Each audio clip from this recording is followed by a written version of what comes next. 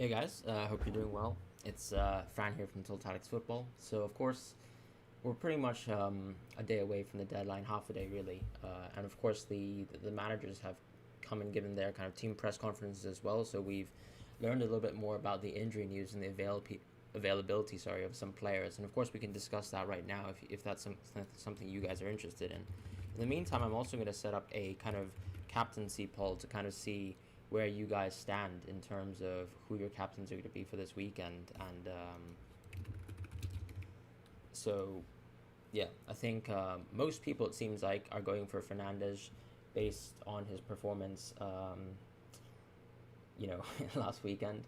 But I think, of course, Anfield with Salah at home is of course, extremely tempting, right? So that's going to be another kind of thing. But while we kind of look at the poll on the side, as I mentioned, let's just quickly go over the injury news that we kind of ascertained earlier today. So with Leicester, I don't think there's much news. It's more the case that Bertrand is injured and Castagna will probably take his place. We do expect that to be a tough game no matter what for the Leicester defence. So it's not really a big change, I think, in many people's teams. To be honest, I don't imagine Castagna would have found his way into a lot of teams this season, to be honest. With Tottenham, it's more a case of Romero just having played on Thursday. I think he's still in the process of getting match fitness inside.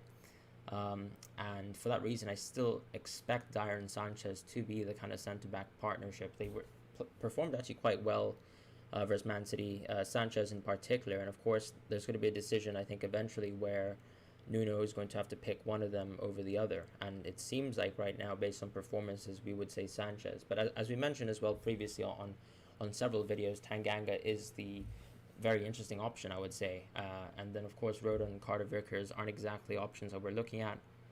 Milivojevic, nothing too different. I mean, of course, he is the Palace penalty taker, but I doubt he's in your team. Southampton and West Ham seem to have a rather clean bill of health, just a few knocks here and there, nothing too crazy. Man United, Cavani is back in training, but of course he lacks a lot of match fitness. Now, of course, that probably means he could play, let's say, a late rotation role. I imagine Greenwood would still start in the centre forward position, so that's going to be an interesting thing. So Sanan says, should I sell Gundo for Greenwood or hold? I think based on Pep Guardiola's conference, you can hold Gundogan this week, but my issue is going to be, can you trust that really? Because it might be the case where he wants to rest Gundogan for another game. But we saw, they struggled versus Tottenham, and it seems like probably Man City would still like to keep, a relatively strong start to the season if they can do so. Because last year they were kind of a little bit below the pack and chasing, and it's not guaranteed that you're always going to hit that kind of mid-season form perfectly. So I imagine he will send out a rather kind of full-strength squad, which means Gundogan will play. But Greenwood, for me, still is an interesting option for the next few game weeks ahead. Jamie McCormack says, sell Rafinha and get Mbeumo or save transfer. Mbeumo, sorry, mispronounced there. I think there's an opportunity to sell Rafinha. I think what we'll need to also know is how kind of internationals would be affected in the future. But I think Mbeumo is an interesting option where you can probably maybe get one more week of Rafinha, get another week of having a look at Mbeumo, because I think Mbeumo, we still need to see how Brentford play away from home, whether they actually also stay within the same tactical formation. I know they played 3-5-2 all preseason, but I would also like to see how they play away from home just for one game as well. I'd probably hold on to that right now. I also think Leeds have performed very admirably versus Everton in recent times, so you don't have a clear and cut reason to drop Rafinha immediately. So that's how I would kind of look at that right now. It seems like Salah is still leading the captaincy poll, so it's very fair enough. Full discrepancy, I will be captaining Fernandez. So you can have a look at my team here. It's going to be Fernandez as our captain. So now I'm not going to say I'm right on that. You don't have to follow my opinion. I just prefer I think Southampton, to be honest, as the fixture. I don't really care too much about home and away. A lot of people have kind of placed their importance in home and away. But I'll also remind you that 2 years ago, Southampton lost 0-9 at home, in front of fans. So it's not kind of like something that's very clear, I would say. In terms of other injuries, I think there's nothing too interesting. I think Benitez was a bit cryptic in terms of the COVID situation. It seems like James Rodriguez probably is going to be lumped under that kind of guise of being injured or whatnot, but he seems to be a player that the club wants to move on, and he himself wants to move on, so I think that's probably a situation there.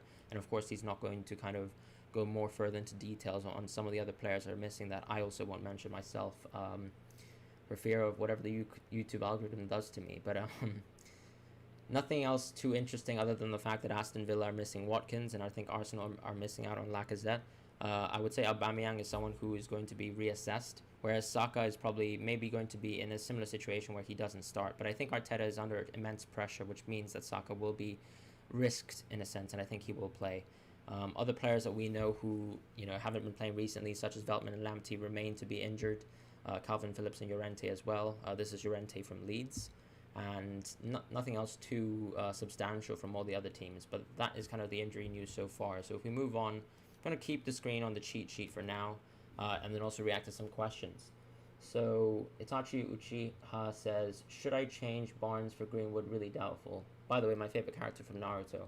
I think it's a very logical choice, because in my opinion, as I mentioned, I still think you get one more week of Greenwood starting as a centre forward at the very minimum, and then he can still play right wing for the future. Brent says he's done Tanganga for Veltman. Fair enough. I think that makes a lot of sense, because even though Tanganga might not have the best of fixtures this week, I still think Wolves is a pretty decent side. I'm sorry about that, Darnell. Sorry, Tom. It's not really a reminder for you. Let's just think about it like that. ABC says Dennis for Watford injured or available. So Dennis, I think wasn't explicitly mentioned by the manager, so it probably means that he's available. That's my opinion on that. But you never know with those situations. I think he should be fit to play. Who to bench between Rafinha, Barnes, and Tony? I'm honestly quite tempted to bench Barnes in that situation, because I think Leicester have struggled in recent times versus West Ham, and Barnes is probably the one who would be rotated out before 90 minutes, so you're getting less football from them and just less probability that he gets to perform. Now that's my opinion, but of course we do know that the West Ham defense is rather poor, so that there is that kind of aspect of things as well. Rafinha ahead of Benrahma and Tony ahead of Antonio for starting 11. I would not put Tony ahead of Antonio, that's all I'm going to say. If you prefer to put Rafinha over Benrahma, that's fair enough. I still think that West Ham will attack Leicester quite hard. I thought Leicester were quite lucky as well to not concede versus Wolves. I know Leicester are traditionally quite a good defensive side, but ultimately I think they're still missing James Justin. Vestergaard is not a perfect defender in my opinion. I still think he's capable of mistakes. So you have, I think West Ham as well, one of the greater kind of creative sides right now in terms of actually building attack. Their XG is tremendously high. We can actually equate them to a side like Leeds in terms of building chances, and I think West Ham are very interesting. Is Mahrez still a good option? I think so, because especially with the Kevin De Bruyne injury news, Pep Guardiola kind of put him in a camp where he's going to be reassessed tomorrow. So it's more of a situation where I think you probably hold on to Mahrez for one last week, and then you maybe think about moving away from Mahrez. Barnes to Mbemo, or should I wait, or somebody else? I think you... So the tricky thing with Leicester is I think the tough fixture is game week 2, and then you have a nice fixture versus Norwich in game week 3. With that situation, I would say I'd probably hold on to Barnes for another week. I think we still need to get a little bit more data on Mbemo, but I think he's one to look out for, absolutely. I was really interested in his kind of playing and his positioning in the Arsenal game, and we covered a video on that as well. What are your thoughts on Dean comparison with Ayling? Why not captain Tony? Why not captain Tony? I think in the 3-5-2 structure, it does seem like Tony isn't kind of the most strongest option in terms of someone who's like a beneficiary of a lot of expected goals and chance creation. It seems like he plays a little bit deeper than we expected, and for that reason I think you saw chances from Mbeumo, for example, being the more deep lying forward and him running in behind instead of Tony. No Kevin. I think Kevin is so just going back to the injury news, because that's the question you're asking. Pep Guardiola kind of explicitly mentioned that Kevin De Bruyne has some ankle issues, and I think he's going to be reassessed tomorrow. So I feel like he could perhaps play a off the bench role tomorrow, but I don't necessarily expect Kevin De Bruyne to be starting. But going back to the Dean and Ayling, I think Dean, of course, is the difference. Of course, is I think Leeds might be a slightly better defensive side from what we saw last season, but I think we have Benitez coming in for Dean, which will kind of benefit him in terms of clean sheets for the overall course of the season. And the fact that they have nice fixtures means that Dean was a pick that I think was in a lot of people's minds, including myself. And I think Ayling, of course, scored a goal last match, but you can't use a super goal as a point of comparison. That was really just one game. So that's my kind of opinion on that. And then Dean has much more attacking chances in open play. He also has set piece opportunities as well. He was taking corners last match, also taking a few free kicks. So for me, Dean has a lot more chances to actually build up. But then, of course, you have that kind of price difference, right? So I think Leeds have performed traditionally quite well versus Everton. So for this fixture, you might be more tempted to go with Ayling. But that's I still think Dean has much more interesting fixtures going ahead, and I do expect that he could haul versus Leeds. Someone says planning to swap Mahrez and Greenwood for Son and Sarr after game week 2. I think this makes a lot of sense. It gives us another chance to look at someone like Sarr, who you're suggesting. I think Son is a proven kind of commodity and option, so I think that makes a lot of sense. I wouldn't necessarily just shift Greenwood automatically, so I would kind of watch that space as well, because as I mentioned, from a tactical point of view, I think Greenwood plays a very pivotal role for Man United right now, and he actually enables Bruno quite a bit, so I really do like him. Which players do you think will drop in price that might be worth picking up? So I think Arsenal players have, of course, suffered from a very significant price drop, right? And on that basis, I would probably say that it would be very interesting to look at Arsenal players in the future, because post game week 3, after the match versus Man City, they become a very interesting option. I think a player like Tierney, if he price drops, if they lose to Chelsea, for example, will be very interesting. I think if you can get him at a kind of cutoff price, he's one of the lead chance creators in the league, and I think you get a lot of value from a player like that. I'm just going to keep my team on just to show you guys in the menu here in the meantime. And then Cillian says thank you as well, Cillian, for watching the stream. Shall I keep Mane as he's probs dropping in price, which I don't want? So the thing with Mane is Mane subject to be dropping in price today? Let's have a look at the price changes. So of course Salah and Dennis seem to be going up in price. I think this was expected based on the last few days, kind of like looking at the trends, to be honest. I'm a little bit worried about Dennis.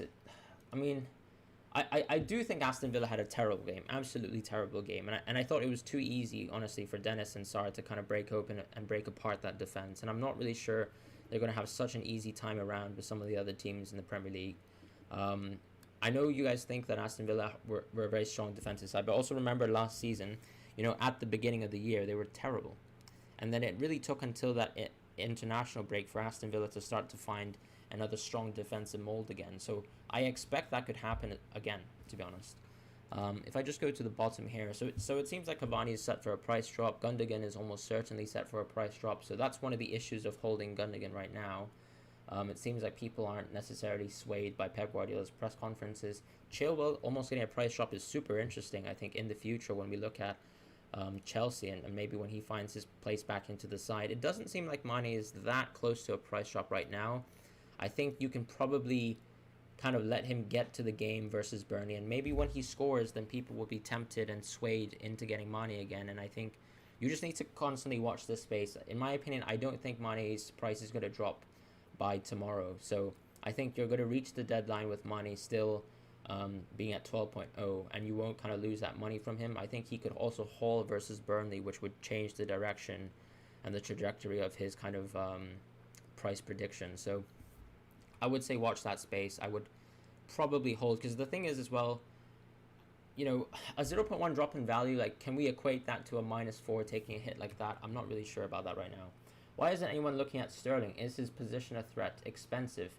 So I think Sterling's position is in general at threat. I would also say that, simply when you watch his performance for Man City in the last few years, you'll note that, or rather the last year in particular, because the previous years he had very good performances and very good hauls. Last year was a very kind of dip and down year for him, and I think he just isn't necessarily played to his strengths when he plays for this Man City side, as opposed to when he played tremendously well for England, and that's how I feel about that.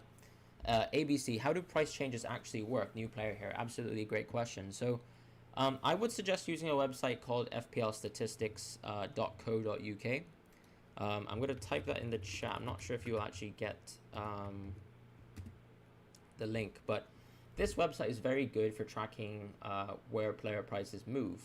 And effectively, we don't have access to this, but there is an algorithm that FPL towers use to kind of track ownership and see which way players are moving. So if a player is vastly picking up ownership in a week, then that player is usually set for a price rise, and vice versa with players who are set to be kind of dropped by players and transferred out. So it's more about looking at transfers in and transfers out and seeing what trend there is. And basically, once we hit this sort of target, so if I just go back to the homepage here, you can see Salah has hit this theoretical target of 100, right? So once we reach this target, or even if we're very close, we're basically saying that these players are likely set for a price kind of increase. Whereas we go to the bottom here, it seems like these bottom 5 players are set for a price decrease conversely. So that's roughly how we can look at price changes. Diaz or Dean? I think Diaz makes a bit more sense. I think the clean sheet opportunity is very high versus Norwich for Man City. And I think Everton have been bested by Leeds in recent memory. So that would be a tough fixture, I think, for Everton, even though I personally hold Dean myself. Should I start Barnes and play with 3 defenders, or should I bench him and then start Tanganga and play with 4 defenders for this week? I think it's still a bit of a tough fixture for Spurs, so I would go for Tanganga for the next week. And this week I would still stick with Barnes. You're not screwed if he blanks, Sam, because you can still instantly transfer him out. And you don't have to lose the 4 points that you might have to do if you wanted to do a double transfer this week. Yusuf says, who's better, Dallas or Harrison? I would say Harrison. I think Dallas takes long shots, but I think Harrison actually contributes to open play, at least versus easier teams, I would say, compared to Man United. So there's obviously chances for Harrison to haul, against teams that are not Man United. Should I do Greenwood to Torres? I don't think so. I think Greenwood still has a good game week ahead of him. For me, Torres would be more of a 1 week punt, and I still think Greenwood has nice fixtures, so I think you can still maximize Greenwood for now and maybe think about other players to transfer, because I think Greenwood is still a very top player to have in your team. I wouldn't really think about transferring him out. You have Barnes, Benrahma, and Antonio in your squad. Yeah, but if you have those players, it's not really a problem, right? Because if it's a high scoring game, like think about the Newcastle West Ham game as an example. If you had Wilson in your team, if you had Antonio in your team, if you had Benrahma in your team, you would have hauled. Do you kind of see what I'm saying? Your team doesn't really, I think, lose too much, from the clean sheet points. We're talking, maximally 2 points that you've lost from clean sheets if both teams haul, right? And you'd prefer them hauling because more than likely Barnes and Benrahma and Antonio will be contributory to hauls on attacking end. And I think, whilst I wouldn't say Leicester are a completely attacking team, they're very much a counter-attacking side. West Ham are much more committal, I'd say, to attacking. I think the way they leave themselves open means that Leicester can attack them, and the way West Ham attack, they're probably set for at least a goal a game, Okay, because price changes are based on transfers in and transfers out. Yes, roughly. And it's better, yeah, so theoretically, if you want to build the value of your team, ABC, then you would be moving early on in the week. But the issue with doing transfers in early is that you miss out the opportunity to see whether players are injured, maybe affected by COVID, affected by isolation rules, or any kind of last minute changes that would kind of mess up your team. What is the team? Do you want to see my team? Yeah, so I'll show my team here for you guys. You still have Kane in your squad along with Richarlison and Antonio. Would you suggest me selling Kane for Lukaku and use my one transfer? So it seems like from the press conference of Nuno, so I'll just quickly swap back to my kind of injured players spreadsheet. So he mentioned that Kane was in training, but he still mentioned the fact that Kane seemed to be, he still needed to be assessed, like his situation needed to be assessed. And for me, that's a worry where I would say there could be a strong likelihood that Kane doesn't play the full 90 minutes. So I think, yes, if you're tempted to go for Lukaku, then go for him right now. Because I think from Tuchel's press conferences, I'm getting a lot more positivity in terms of Lukaku playing. Now, of course, Kane, if he stays in Tottenham, will have fantastic game weeks 3 and 4. So that is going to be what you have to weigh up. Whereas Lukaku probably has tougher fixtures, given the fact that he has to play City, and so on and so forth. Or rather, Liverpool, rather. Thanks for your advice. I won't sell Barnes so quick because he has nice fixtures. Exactly. So you have Barnes in game week 3, which is the kind of the, why you hope Barnes will at least maybe get a decent haul versus West Ham and then have potential to strike hard against Norwich. Salah or Bruno for captain. So we did a poll earlier amongst the kind of people in the live chat, and 63% of people, I believe, voted for Salah. But that means that I'm of the 27% of people who have gone for Bruno, or rather 37%. Apologies for that math. Terrible there. But I am going to play this team this week. Could you create a best possible 11, as I've used my free hit and want an idea of what a good 11 for this week looks like? Okay, that's actually a very good suggestion. We can do that right now. What are your let me just respond to some of the other questions first. What are your thoughts on Mopé? Could he give better returns than Tony, especially with his low ownership? Think he could be I think he is a great differential, and if you see my cheat sheet here in my explanation, I actually put Mopé as a differential last week, and I kind of increased his priority because I said that Mopé for me is a bit more of like an emotional player, where I think he's a form player, and once he scored a goal, he'll probably score a goal consecutively for one match or two, and so for that reason, I do think Mopé is a bit of a differential. I saw a lot of people kind of going for him as a differential to Tony, who of course has tremendously high ownership, so you can definitely consider Mopé, I think, if you're looking for that kind of 6.5 price player. Do you not want a Man City midfielder? Yes, of course, that of course was the biggest issue. So when in game week 1, I was considering between going for a Man City midfielder, and honestly, I can tell you, 1, I don't want to play Pep Roulette, and 2, I actually just believe that Son was going to score versus Man City. And if you look at the kind of team that I've built, there's no effective way for me to really go for a Man City player. I don't want to drop Son, because I'm going to pick him up for game week 3 and 4 anyways. That's a waste of 2 transfers.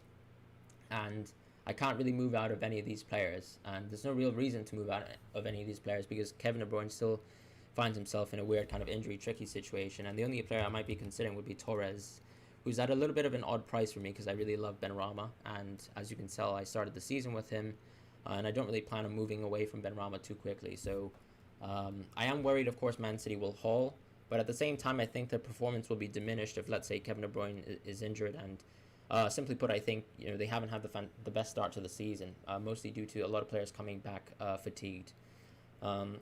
But I think if you have space, and the capacity, or you already have a Man City player in your team, there's nothing wrong with that. I think it makes a lot of sense. It's a fantastic fixture for Man City players.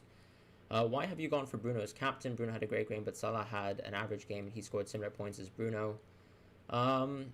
I wouldn't actually say Salah had an average game. I actually think that the reason why Salah had a poor game was because I don't think Jota is a good centre forward. You might disagree with me on that, but I think the way that Firmino plays really enables Salah. And you'll see that, of course, Salah got most of his contributions after Firmino came on the field, and Salah was very lucky to get an assist. So when you actually look back at the performance, sometimes you have to kind of put things in picture and think about, first of all, Salah's first assist was tremendously lucky. His 2 next contributions were very good, but they were also dependent on Firmino coming into the field and Fabinho coming into the side. And I think once Firmino came on, I thought Salah looked a lot more lively. And even though Salah had very good opportunities to kind of shoot some volleys when Jota was playing, it wasn't like the build-up was there. He doesn't have the same kind of combination, nor does Jota really contribute the same way in the midfield that Firmino does. Thank you, Elliot, very much. Safe says, agree when Firmino's on the pitch, Salah performs better 100%. So it's more of like an eye test situation. It's not just the fact that, Jota scored a goal. I mean, Jota really took a one-touch finish and was kind of lucky that it bounced off of Salah's foot. He wasn't really contributing to attacking build-up play, and I don't think Liverpool were playing particularly well before that. How long do you think you'll keep playing the 4-4-2? This could be my last week of playing 4-4-2. So if you look at my team, there are possibilities for me to change things around, right? So if I'm not interested in Ings, I can move away from Ings. If I'm not interested in Digne, I can move away from Digne. And Digne could also be a double transfer with Tsimikas, right? So I can go for a situation where, let's say, if I'm not impressed with Digne so far, I can go for, let's say, Tanganga and let's say Soufal Because obviously Sufal has fantastic fixtures, game weeks 3 and 4, Crystal Palace, Southampton. Tanganga also has fantastic fixtures, game weeks 3 and 4, Watford, Crystal Palace. And then maybe I keep Ings for game week 3 and then change him out with another player, and then think about maybe upgrading my midfield if I downgrade Ings severely. There's also other opportunities, as I mentioned. So if I want to keep Dean, for example, I could maybe downgrade Ings, maybe also get Mbemo into my team and maybe play with a 6.5, 7.0 striker. We'll think about something like that as well. Or maybe, more of a 6.5 striker, and then maybe upgrade Tsimikas to Tanganga as an example. Many things are kind of in my mind right now, but it really depends on how these teams play. Some of the players in my teams, as I mentioned, ultimately, Tsimikas is one I'm looking at to move away from early and in time, because Robertson seems to be, kind of advancing ahead of schedule in terms of recovery. And Dean, I think he had a great performance. I think you have to kind of look at in context and say Everton were unlucky to not keep a clean sheet. I think there was a significant kind of player error, and Southampton weren't really building chances. So it seemed like Everton had a good defensive base. And Ings, Aston Villa didn't really impress, but they're still missing a lot of key players, and they need time to gel with the new transfers. So that's the situation I'm thinking about right now. But I think someone did mention, what to do if you have a free hit. I still think that Sanchez is the most interesting option if you have a free hit. So I would keep Sanchez. I would keep Tsimikas as well for this week. Omo Bamidele, we don't really care about him right now. I think Trent could be interesting still. Brownhill, we don't really care about. I think Torres would be very interesting for a free hit. He gives you that kind of price flexibility there. Antonio is very interesting. I still think Ings interests me enough for me to go for him. Right now, of course, we have 2 defenders, 4 midfielders. I think realistically, you could also go for a City defender. I think Cancelo could be interesting for this game week as well. He is the more attacking of City defenders, and he did have a shot on target versus Spurs inside the box, so I really like his opportunity to contribute to the side in a free hit situation. So we now have a 3-back, a 4 midfield, and then we have 2 strikers. The question, of course, is do we go for an upgrade on our striker, or do we go for an upgrade on someone else in the midfield? And I think there's capacity for us to really go for Greenwood as well this week. I do really like having Greenwood in this side, so this would be a free hit side, and then you have the option to go for a 5.0 and a 4.0. So let's say we bring Omo Bamidele back, and then I think just in case, let's say Cancelo doesn't play, we can put Dunk into the team and maybe have Dunk as our bench option, because I like the opportunity for Dunk to come on for Cancelo. If Cancelo, let's say if Walker plays the full 90 minutes, then we have Dunk coming into the team. And then I think that's still a very strong kind of fixture for Dunk, right? Because he's playing versus Watford at home. So this is the team that I would kind of favor, to be honest, right now. So it's more of a 3-5-2 formation. So this is for the person who wanted to look at a free hit. I'm definitely not going for that, obviously. But that's where things stand for me. In terms of Twitter news, so Brainless has kind of also spoken to us. So he questions...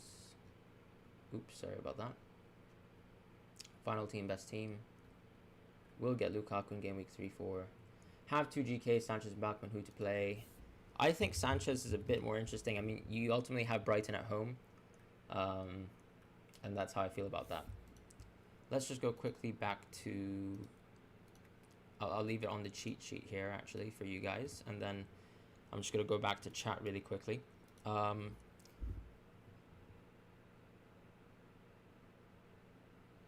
think someone asked me how long do I think I'll go for the 4-4-2, and as I ultimately the answer is more, I have multiple plans, and they do involve maybe changing to a 3-back, but also I could stay in the 4-4-2 for the foreseeable future as well, as you saw with the Tanganga option.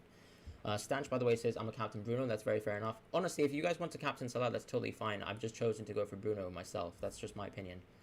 Downgrading Tony to Dennis so I can upgrade Mahrez to Son. That's totally fair enough. Let's have a look at some of the latest chats. Thank you, Elliot, as well, if I didn't mention that earlier. I think Cancelo is set for a good week, to be honest. But his position isn't set in the team. Walker could easily come back and usurp him again. Mohammed says, good work, thank you very much. Cancelo will be a gem. For this game week, absolutely he'll be a gem. And last season, of course, we saw his performances. He was a gem. Keeper sell Gundogan. So if you keep Gundogan, it seems like he's set for a price fall no matter what, which means that he will drop down to 7.4.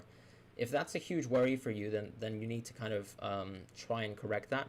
But alternatively, it seems like Gundogan could be fit enough to play the game versus Norwich, and for that reason, he could haul. So my question to you would be, what would you prefer? Let's say a price fall and then a haul, or, transferring to someone else to make sure you keep your team value up. So that's kind of what you have to be weighing in. About that free hit team, I think I did respond, right, Lupros? Considering the performance of Burnley last time around, don't you think you're risking clean sheet points with 2 Liverpool defenders? I think so. Burnley's performance last time round was more. Do you mean Burnley versus Liverpool last year? I mean, I think that was a very kind of specific situation where, simply put, no fans, a lot of key kind of defensive figures, especially people who would be kind of essential, to kind of breaking up Burnley's attacking play. People like Van Dijk, who are very strong, Matip, who are very strong in the corners, would be able to kind of keep Burnley out a little bit better. I do think I'm risking, of course, but you can also see that my bench is extremely thin. So that's what I considered kind of beforehand regardless, and I am happy to take that risk for this game week. And I'm happy to, and I'd rather move Tsimikas for the next game week. I wouldn't move Tanganga for Tsimikas right now, guys. I think that's a very kind of reasonable transfer for the next week. Odegaard as a differential post game week 4. For me, Odegaard's kind of performance and his contribution to FPL is actually to enable other players. It's not so the fact that he himself is a great FPL asset. Odegaard is more of an assister, someone who kind of also does the pass behind the pass, or the assist rather, and someone who maybe enables assets like Saka or Pepe to kind of reach their full potential, or even Lacazette at times. Thoughts on Dean? I really like Dean. I think they were unlucky to not keep a clean sheet last week. Ings or Calvert-Lewin for game week 2. I do like Ings, to be honest, for game week 2, because I think Everton have had a rather tough time versus Leeds in recent memory. I would twist with Pepe, to be honest. I don't think the next 2 game weeks are lovely. My Twitter is Total Tactics FB, because the Twitter username. Salah or Bruno captain. My kind of captaincy is going to be sent on Bruno. I'll have a look at some of your teams on Twitter in a second. Is Odegaard a gem in 5.5? So as I mentioned, I think he could be a gem, but he has kind of 1, injury issues, and 2, I prefer going for someone like Tierney from Arsenal at 5.0, and he could maybe price fall into a 4.9. So I really like Tierney. Good free hit team, and I'll take influence any chance you could fit Lukaku into it. I see what you mean with Lukaku. I think so. My team incorporated someone like Ings, right? So I think you could definitely drop.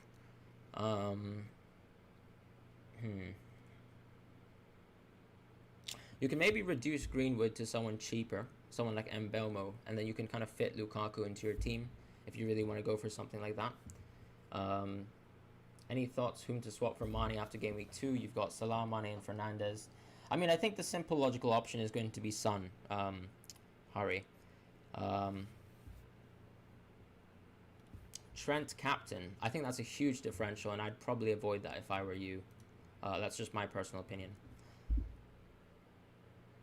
I just feel like there's no necessary need to kind of go too outside the box with captains early on in the season. You could fall very far behind the pack, and I don't think there's any reason to say Salah and Fernandez won't perform like last week, Do you have any plans for when premium players like Kane, KDB, Lukaku, and maybe Sancho, and some Arsenal players since Odegaard is back? Absolutely, I do have some plans. So I still think my ideal plan to get Lukaku is post game week 6. So he's a little bit away in the distance, but I will assess how he plays with Chelsea. I will assess how whether I think So one of the issues with Chelsea last season that we determined was the fact that they kind of didn't score too much, right? It was more around creating this defensive base, and then you could also argue that players like Werner also didn't take the most of their opportunities, struggled to kind of finish, and I think, of course, you can say Lukaku will probably change that. But in my mind, I would like to still watch Chelsea play with Lukaku first. Um, I do like that formation, Lupros, honestly, if you want to go for that one. I like the fact that you've... I still prefer Antonio over Ings, though. I know the Ings fixture is nicer, but I do think Antonio is a fantastic player. And since you don't have Ben Rama anyways, you can still go for West Ham attacker. But that's just my opinion. Sanchez or Raya this weekend and beyond. So I would go for Sanchez this week, but I would like to see, how Brentford perform away. So we saw them perform at home. I thought they played very well, and as I mentioned in my kind of recap video, I thought the defenders and the keeper were very interesting from Brentford. Apologies. So I would like to kind of have a closer look at Brentford. I think I'm just going to quickly respond to someone's Twitter team because I think someone did reach out to me, or a few people have actually. What do you think about the team? I really like this team, to be honest, because I think it's a fantastic game week to hit most of these players.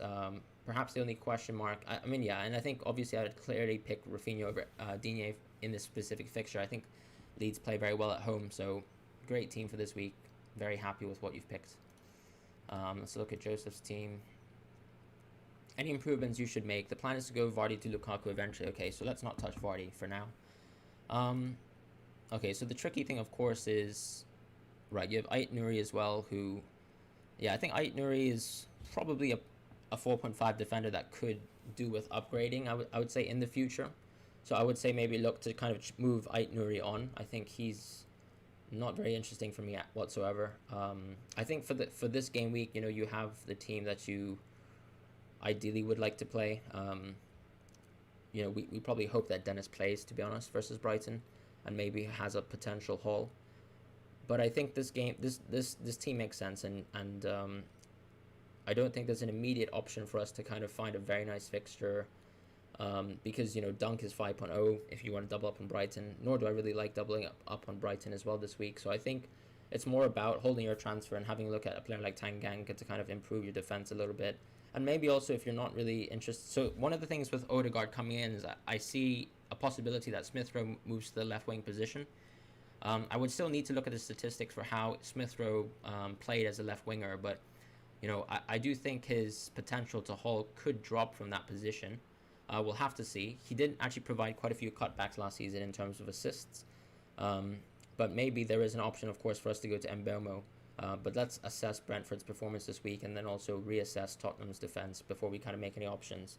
I assume that you've probably made the Dennis transfer for this week, so I think, once again, no need to really go down in points to go for any other transfers.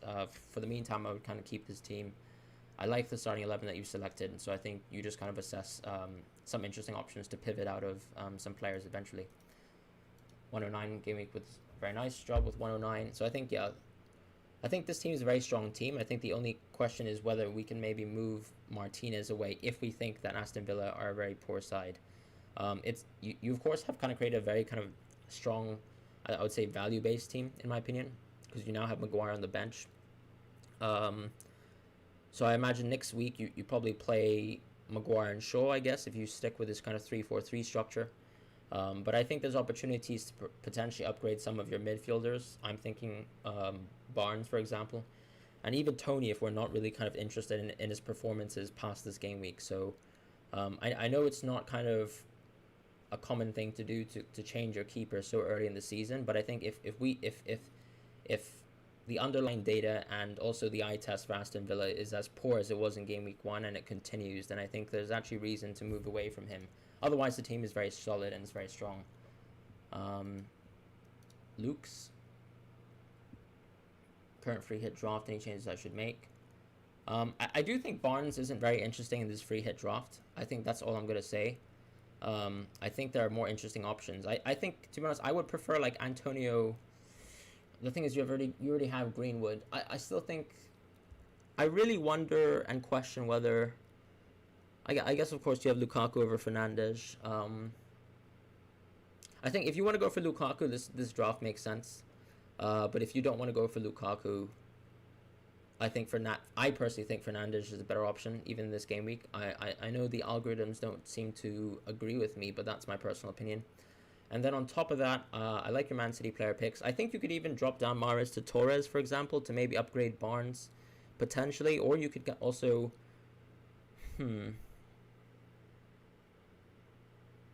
a tough one here. I think this structure makes the most sense for Lukaku, undoubtedly. And then if we're talking, Fernandes, then we can probably downgrade Barnes. Torres isn't playing as Jesus starts. Are we sure Jesus starts though? I thought Torres played quite well versus Spurs. But we'll see about that. Keep in mind as well, Jesus hasn't necessarily always been playing centre forward, even when he plays in the team. But yeah, that's fair. I guess you go for Mahrez, and then you stick with Lukaku if you want to go for Lukaku. I'm probably just not a huge fan of Barnes in this fixture because I do think Leicester will probably struggle a little bit. The rest of the picks seem to make a lot of sense to me, so I'm a big fan of Cancelo for this game week, so that's fair enough. Shashwat. Okay, let's have a look at this. Son in this game week, very interesting. I do think this is a bit of a tough week for Son, but downgrading to Mahrez doesn't really make sense for me, because simply put, Son has fantastic game weeks 3 and 4. So I would say keep your team. I'm keeping Son personally myself. Someone has sent me a team here. Very strong team. I like Calvert-Lewin. Strong team for the week. Very, very solid. And I like the fact that you have Tanganga and Livramento. Very, very, very, very good picks. But let's go back to the chat for a second. I've missed a lot of chats. Apologies about that. Thoughts on Gray for 5.5? I think Gray plays a very supportive role for the team. It seems like he's kind of crossing. He doesn't really seem to tend to get very deep into the box, so I'm not really interested in him. I think there are better 5.5 options. DCL Ing or Ings for game week 2. I do personally like DCL for game week 2 because I wasn't really impressed by Aston Villa's performance, and I still think they're missing Watkins. And they're going to struggle as well because, for example, Bertrand Traore, who's a very good player and effective off-the-bench player for them, is out as well. That's also less creative options for the team, and I think that team needs time to gel. Thoughts on Son? Are you going to keep through the Chelsea and Arsenal fixtures? I'm probably going to drop Son around that time, Ben. But I'd also like to see how Tottenham perform as well, and see if they can kind of continue to perform or overperform against our kind of initial expectations. In my current draft, I have Lukaku, Ings, Greenwood, Barnes, Mbeumo, Mahrez, Salah, Trent, Tsimikas, and Cancelo in 3-5-2 formation. I mean, that's a very strong draft, but as I mentioned, I'm not a big fan of Barnes. That's all I would say on that. Werner will have a field day against Arsenal. I do think Werner will do well versus Arsenal. Part of the issue, of course, for Arsenal on the right-hand side is they lack a bit of pace there in terms of dealing with the threat that is Werner. But I would say Arsenal did very admirably versus Chelsea last season, even when Tuchel was a manager. So that's one thing I would say. Thoughts on Chelsea defenders? Chelsea defenders, as I mentioned, I think Rudiger made a lot of sense for game week 1, and I didn't really necessarily know the situation on Chilwell, which is why it's so hard to think about Chelsea defenders. I think, Rudiger is the best kind of set and forget defender, whereas Alonso seems to have one more week of being a cheeky punt. But I don't think you put in Alonso in your team right now, so that's how I feel about that. You chose Son and Mahrez.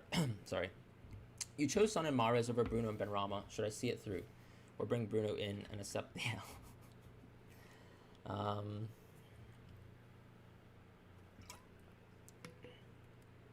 Antonio, if he's fit.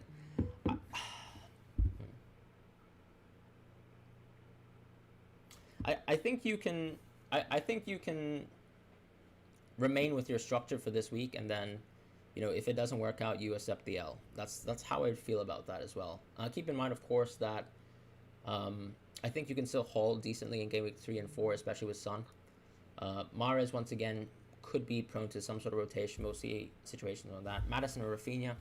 I don't really like Maddison too much, to be honest, as an FPL asset. I think he holds rather infrequently, and then sometimes can have a very good, maybe 1 goal, 2 assist game. But it's just usually very inconsistent as a player, and he kind of relies on set pieces to get into the game. And he's less of a consistent threat than Rafinha, who has the set piece threat as well for Leeds, but also contributes a bit more in open play, in my opinion. I would also rather keep your... I kind of hear you out in terms of keeping your sub. I think the issue right now is both of them probably have, I would say, tough games, so it makes sense to keep your sub. Why do you prefer Fernandes captain over Salah? I think Man United have always done well versus Southampton in the last few years. Bruno has always hauled versus Southampton. I don't think Southampton at home is necessarily a detracting factor for why Bruno can't haul. I do like the kind of premise of Salah at Burnley. His historical record versus Burnley has been poor, I would say, and I think it's not really, it's not a clear cut solution or a decision rather. I would probably say that there's nothing too much to kind of differentiate them. I think it's just player preference. I prefer Fernandes this week. I think the fixture is nicer to attack. I think Southampton are very open at the back right now.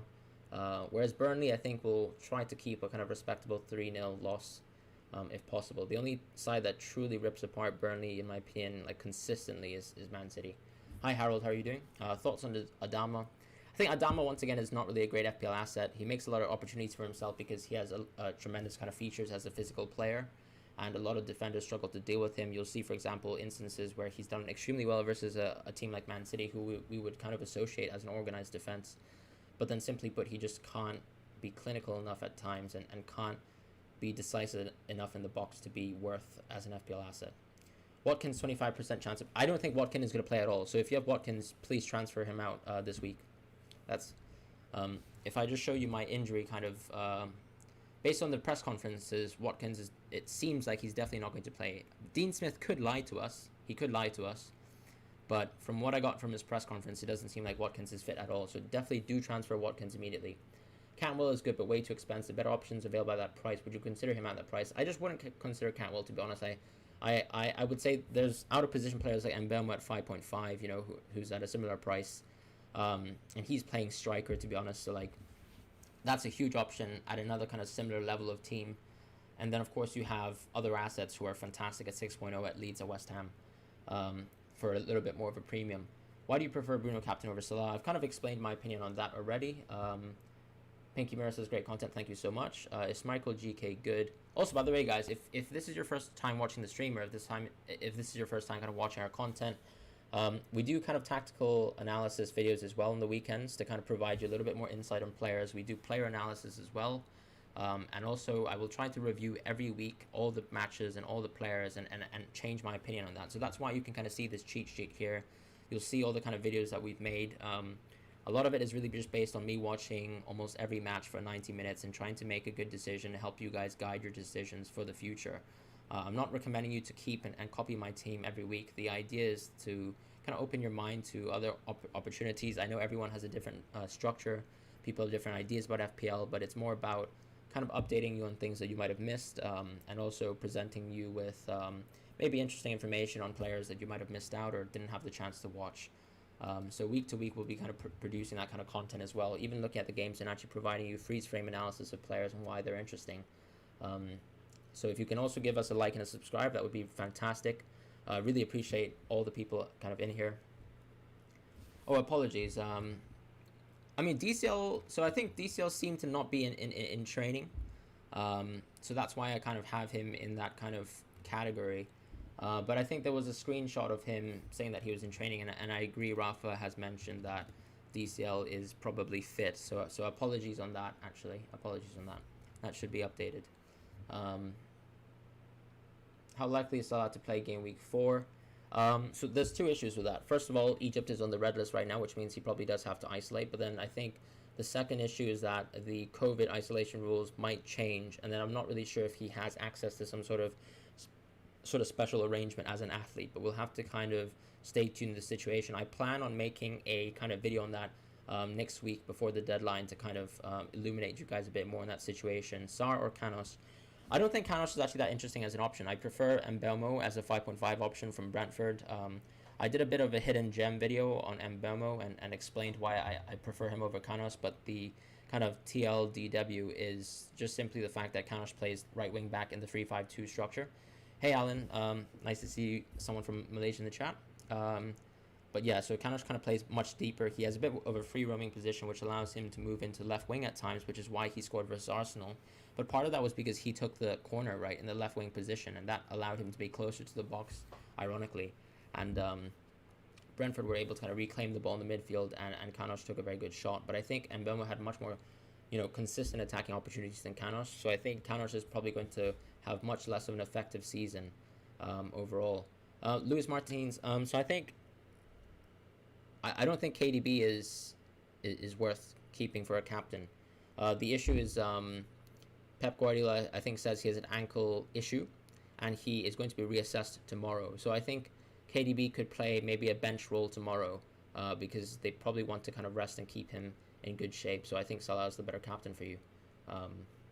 Calvert-Lewin or Ings. I kind of prefer Calvert-Lewin because he has better fixtures going ahead, and I just think Aston Villa didn't play very well, and I don't really. I just don't really expect Aston Villa to do fantastic, like, right off the bat. I think this team needs time to gel. How many more games for Tsimikas? I think for Simi, I think you're probably looking at Gameweek 3 for Chelsea being his last fixture. It seems like Robertson is already running in a straight line. Whatever you kind of make from that. So, and also on top of that, he's a tough game versus Chelsea. So I wonder if you actually want him. Wilson over Antonio. I prefer Antonio in general. So you can see Antonio's in my team, and I'm more interested in the way that like West Ham play, because I think West Ham are much more attacking. So for an attacking asset like Antonio, that's preferable. Very interesting, very deep midfield here. I love it. Of course, let's hope Stones plays for your sake. I would prioritize so as I kind of wrote to you, I think I would prioritize having Stones in your team over Tsimikas. Over White rather, in case Stones doesn't play. In fact, I might even prefer him over Dean, but that's your personal preference. I'm not going to push you too much on that. The rest of the team looks very good. Happy with those picks.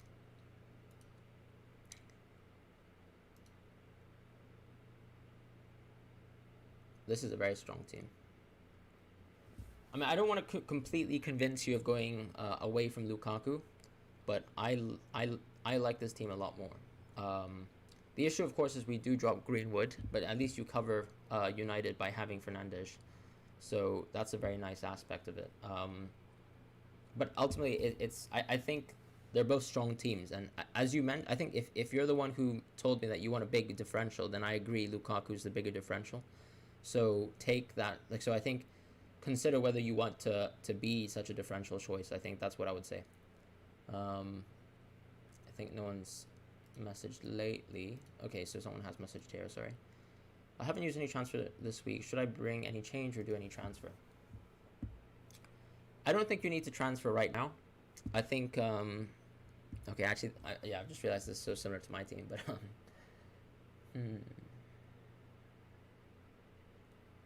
No, I don't think you need to transfer right now, because the idea is Benrahma, Antonio, and Son all have great game week 3 and 4s. We know United have strong fixtures regardless. Same with Leeds. Same with Everton. And then of course you can probably just think about maybe moving on from Tsimikas earlier, or maybe moving from Tony if we don't like his performance. So I think for now you can kind of stick with the structure and kind of play it a bit safer from that point of view. And I still think most of the players in your team are good players. Sam says, of all the FPL videos out there, yours definitely stand out, but we have to wait quite a while for your videos. What do you mean by you have to wait quite a while for our videos?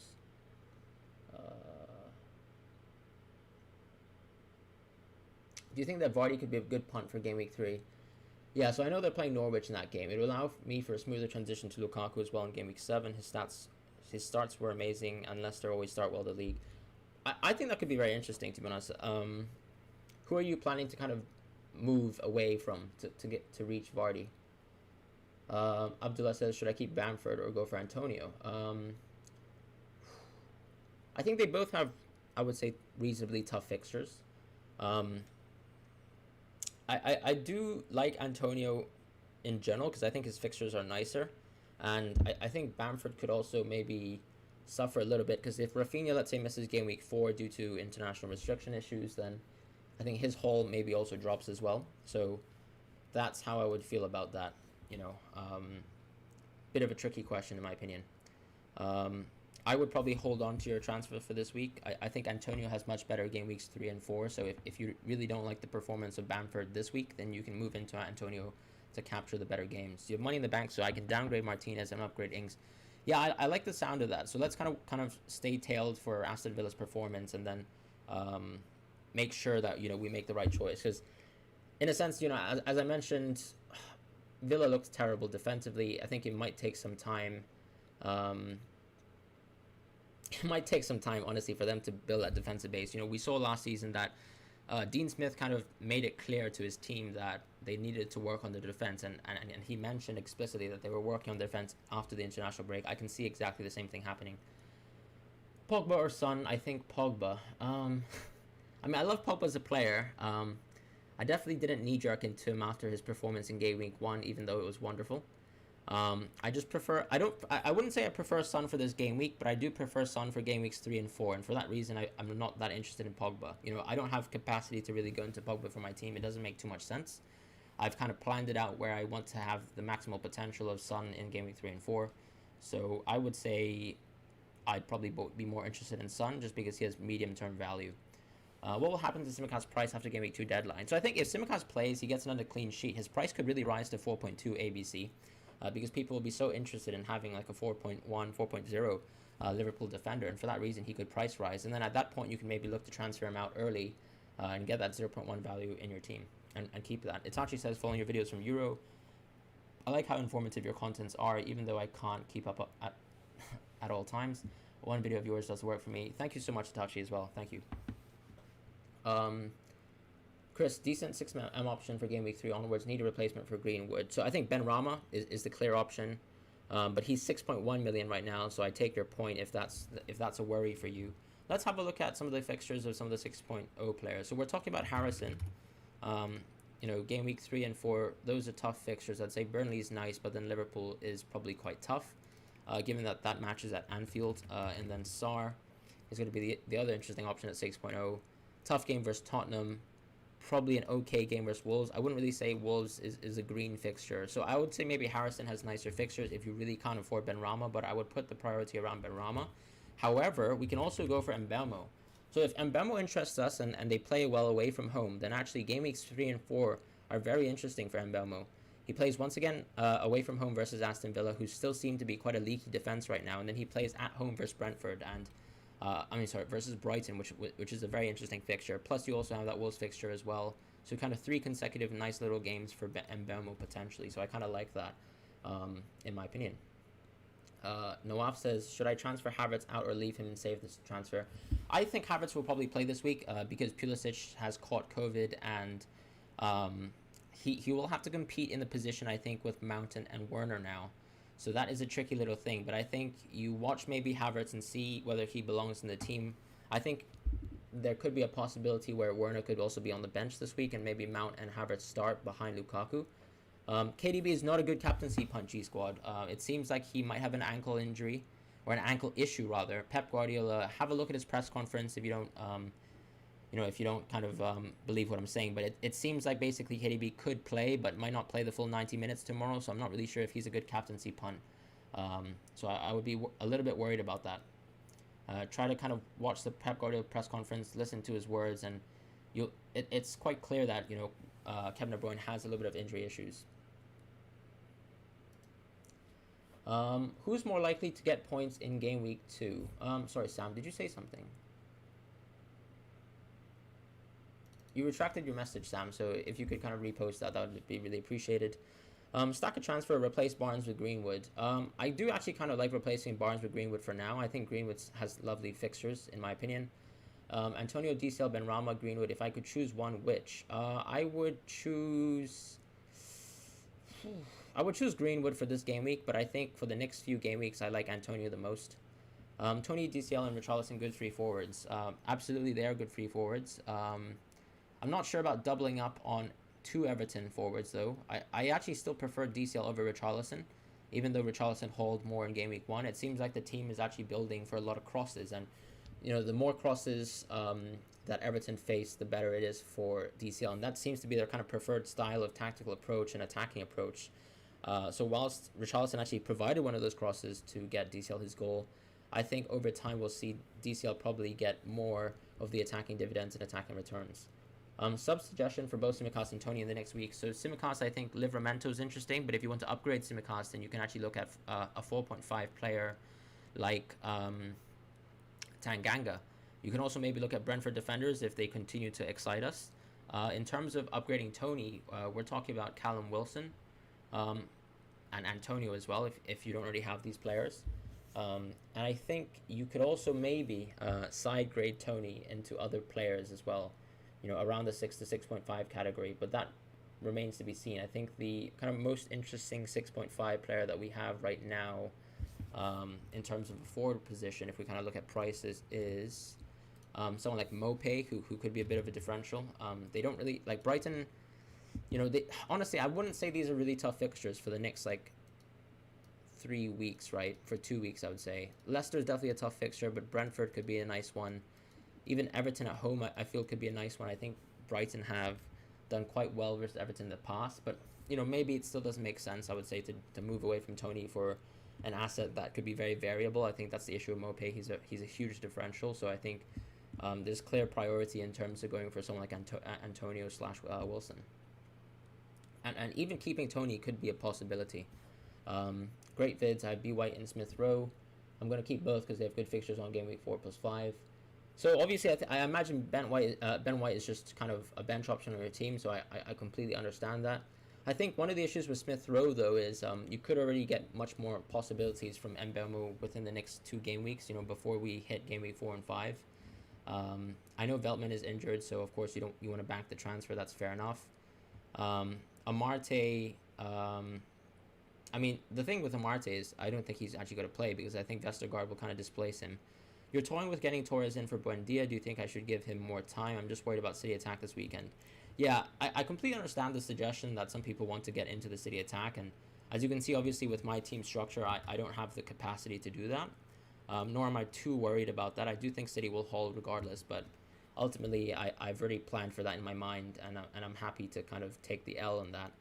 Best Veltman replacement. I like so if you want to go directly for Brighton, then I think Dunk makes sense. Of course, he's an upgrade at 5.0, but at 4.5, I'm really interested in Tanganga and also some other Brentford defenders. Grealish or Barnes? For this game week, I would say Grealish. I think Grealish has great opportunities. Look at Alan for 4.5M and good fixtures. Yeah, so I mean, Alan is basically just one of your quintessential players who plays 90 minutes, but I really doubt Alan would ever get an attacking return. DCL is the most underrated player in FPL right now. I would put him in the top 3, but I agree with the general consensus there. Gundogan or Jota. So Gundogan is actually about to be set for a price drop, so that's going to be one issue. Jota, I think his days as a starter might be numbered, but the thing is he could have an opportunity to start if Firmino has isolation-related issues. Around Gameweek 4 onwards, so that could be a tricky thing. Barnes and Gundogan to Benrahma and Greenwood, or should I keep Gundogan? So I think you can maybe go Barnes to Benrahma if you actually like and you believe in Benrahma, as I do, but that's up to you. I think it seems like based on Pep Guardiola's press conference that Gundogan will play, so maybe you can still not take a hit right now and keep Gundogan for now, given the fixture that Norwich is nice. Calvert-Lewin is good, yes, I agree. Calvert-Lewin is a very good player that people should be looking at. I personally think that the easiest way to move out of Ings is going for Calvert-Lewin. Barnes, so I think I might have missed one comment. So Archit, how are you doing, Archit, man? Bench Tony or Rafinha? Still not sure, lol. Leaning towards benching Rafinha. I think benching Rafinha is probably the most logical option. Sub suggestion for both Simicast and Tony in the next weeks. I have extra one remaining. I think, sorry, I did respond to that, actually. Who's more likely to get points in Game Week 2? I actually think it's Benrahma. I think Leicester have a bit of a tough time recently versus West Ham. And for me, I would actually prefer that. Transferring Gundogan to Grealish, I don't like transferring Greenwood. It's so template. I mean, the thing is, there's nothing really wrong with the template, in my opinion, Sunshine. So that's my issue with kind of like that sort of logic, right? Like, I have a rather template team, in my opinion, but I think I've still done rather well. Now, of course, a lot of people have gone for Greenwood over Son. A lot of people, I don't think, believed in Benrahma as much as I did. People went for Barnes, which was seemingly the template pick. But as you can see, I would still say Benrahma was still in the minds of a lot of FPL players. Of course, his ownership has kind of rose above 10%, which it wasn't before the start of Fantasy, and the same with Son, who was pushed, I think, above the 20% mark. But in my opinion, I think, the template exists for a reason. A lot of people do analysis and watch games and come to similar conclusions. And I do think Grealish, is a fantastic player. And so is Greenwood. But The issue is, I think, if you think that Man City right now don't seem to be gelling, or Grealish can't seem to get the attacking output or chemistry with his teammates going, then Greenwood might be the better option right now. Who Greenwood realistically, I would say, should have gotten 1 goal, 1 assist in the last match, if I was to be completely honest. But at the same time, I don't think it's like Grealish is terrible, right, compared to Greenwood. I think they're comparable options. So if you have the money to go into Grealish, then that's totally fine. I think that's a great option. I just want to see if I missed any kind of chats. Apologies. I'll scroll down right now. Okay, let's see. I prefer Grealish over Barnes, if I've already answered that. Gundogan and Jota. Ultimately, I think you can stick with either player if they exist in your team already. Barnes and Gundogan to Benrahma and Greenwood, or should I keep Gundogan? I think, tough question. I think I responded, but I think, yeah, the idea is probably to maybe make one transfer, maybe move out of Barnes.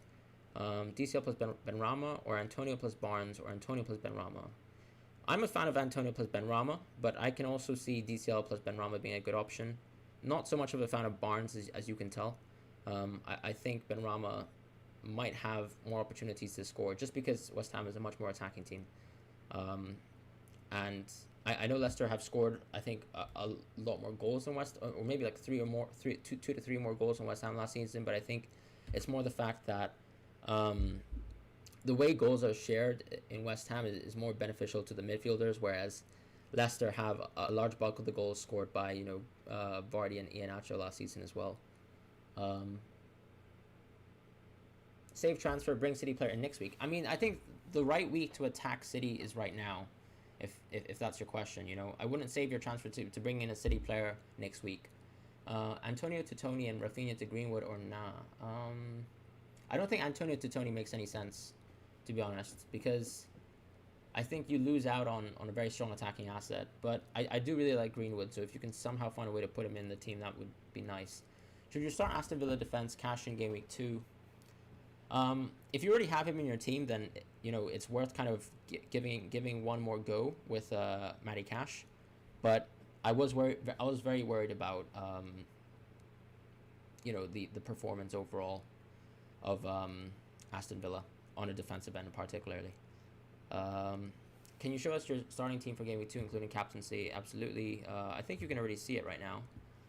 Trust on Tony. I do think Tony will actually hold out to be a good asset, but as I mentioned, in the 3-5-2 formation, I do think Mbeumo is a little bit more interesting. Is Pogba, Fernandez, Salah good, and Tsimikas, Chalobah, and Shaw and TA good too?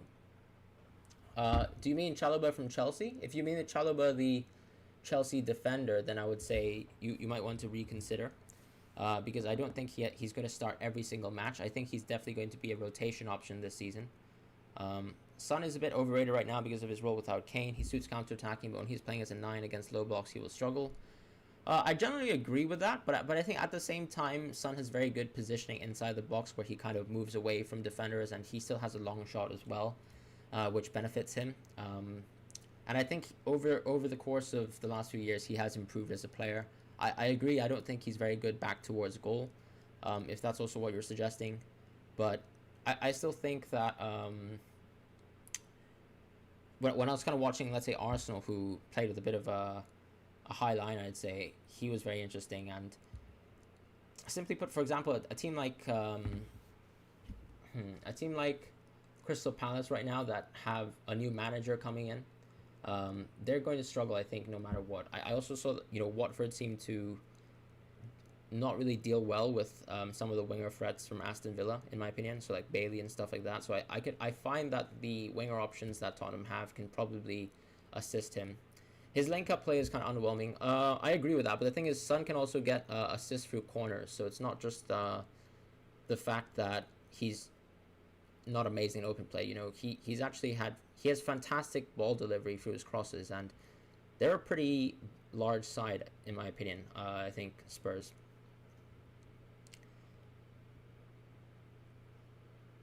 Sell Sancho, so for who? Why Bruno captain? I just, what's your grudge against Barnes, or is it just the fact that he's versing West Ham? I don't have a grudge against Barnes. I just prefer Benrahma as a player. I don't have a grudge against him. So if I give you a bit more of like illuminate, like if I explain my team selection, like so game week 1 I already picked Benrahma over Barnes, and even when I had the opportunity to go Barnes and Mahrez in my team, I preferred going for Benrahma. He was the third pick of my midfield, so you can see the amount of priority I have over Benrahma. I don't think, yes. I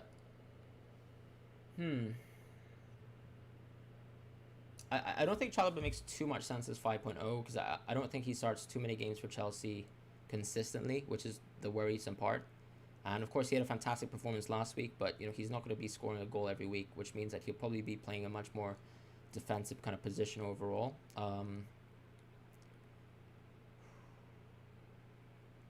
Watch out for KDB captain, by the way. I don't think it's really a maverick move because it seems like Pep Guardiola is saying that KDB might have an ankle issue. The reason why I have Bruno captain over Salah is because I think Bruno has hauled pretty much every time versus Southampton. I don't really believe in home advantage too much. I think Southampton have had some terrible fixtures at home. That's just my personal opinion on that. I don't think you should remove Mahrez for game week 2. He has a lovely fixture versus Norwich. I think swapping Ings for DCL in game week 3 makes a lot of sense. If you want to sell Sancho, I think you have the opportunity potentially, if you have 0.5 in the bank, to upgrade to Son for next week. But if you want to downgrade, you can maybe go for Greenwood, to be honest, for a side grade. There needs to be 0.2 for you to make the 0.1 profit. Yes, that's the case. So for example, like if people own Simicast, let's say if he goes to 4.2 next week, you could transfer him out and make the 0.1 profit. Thoughts on Rudiger to Stones this week? Honestly, I think Rudiger has a fantastic fixture versus Arsenal. Remember also that Arsenal have a lot of players injured as well.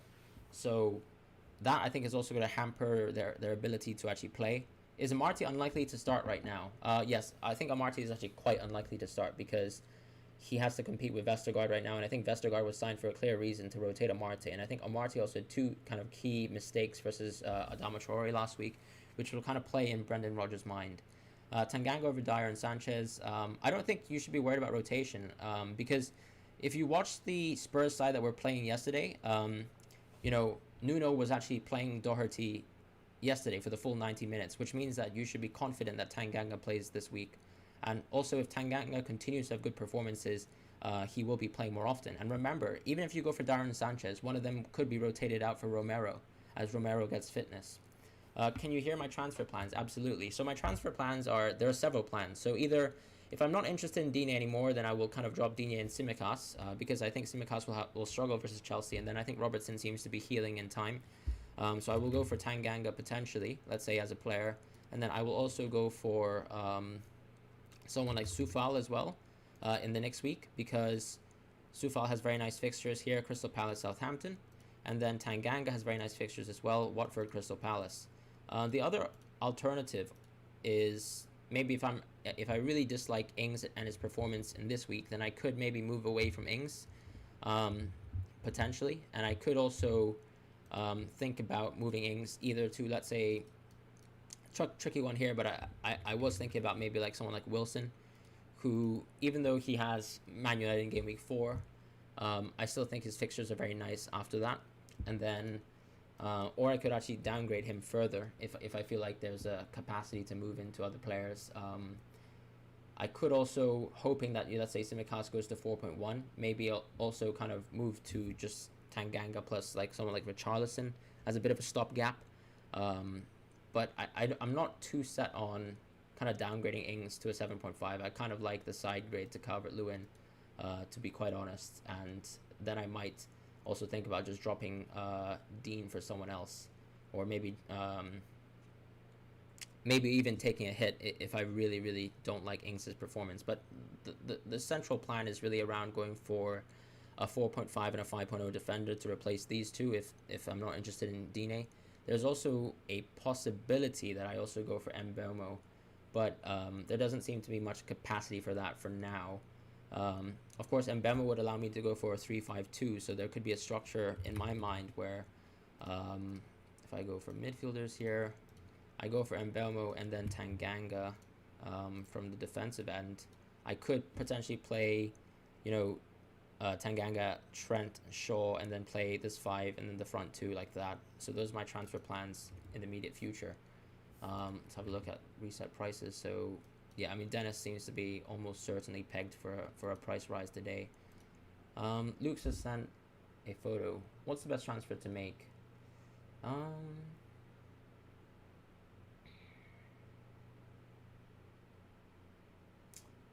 Let's see.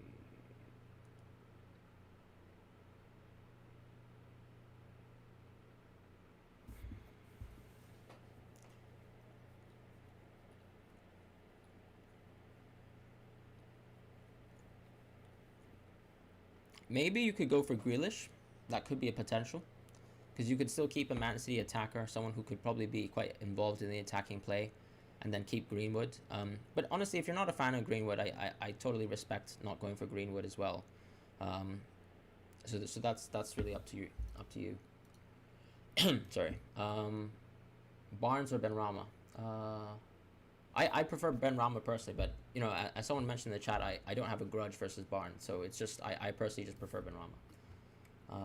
Let's go back to the chat. Is it free to substitute? I'm new, sorry. You get one free transfer every week, so just one free transfer, and you can kind of roll that forward every week. So that's up to you really. You can kind of choose how you want to play that. Who should we trade Ings for next week if you already have Antonio and DCL? So Jerome, as I said, there's the potential of going for Wilson, or you can downgrade quite severely. Like you can maybe change your tactical structure around if you've kept a free transfer. You could maybe change into, you know, a 2-striker formation, right, Jerome, and then maybe go 4 or 5 midfielders if you think that there's a possibility that you would like to change formations. Is Amartya unlikely to start? Absolutely, he's unlikely to start in my opinion. Holding Havertz, would you suggest selling him for Grealish considering City's next few fixtures? I'm worried about losing a transfer if Grealish doesn't get enough minutes. I think that's a point of worry, but then I think you can also worry about Havertz's minutes, right? Because as I mentioned, you know, if Ziyech comes back and let's say Lukaku occupies that striker position, you could still continue to see Havertz being rotated. We already saw that in Game Week 1, and you know there's a serious threat there that Chelsea would be rotating quite a bit this season as well. So I would just simply say if you like Grealish more than Havertz, then go for it, and it also gives you a bit more budget flexibility. Tanganga over. So I think I've responded to that. Should I keep Antonio /Ing/DCL for a combo for GW2, 3-4? I think yeah, all those players have good fixtures other than Ings for Game Week 4. So maybe you can think about dropping Ings in Game Week 3. Ings or DCL. If you're talking about this week, then probably Ings. But if you're talking about the medium term, I like DCL. Please tell me one out of it. And DCL, Antonio, Ings. I think, you know, just because in the interest of kind of keeping medium term fixtures like strong, I would say probably keep DCL and Antonio and drop Ings. Tanganga or Rico Henry. I'm leaning more towards Tanganga right now, but I think Rico Henry is a very interesting option. As I mentioned, you know, I do like the Brentford defense. I'm actually thinking that, you know, there could be a possibility that we go for Raya as a keeper as well, if Brentford really impress me away. And that could be my access to the Brentford defense while I keep, you know, Tanganga for the Tottenham defense. Sell Buendia for Torres or hold. I would probably keep Buendia for this week. It's a nice fixture for him.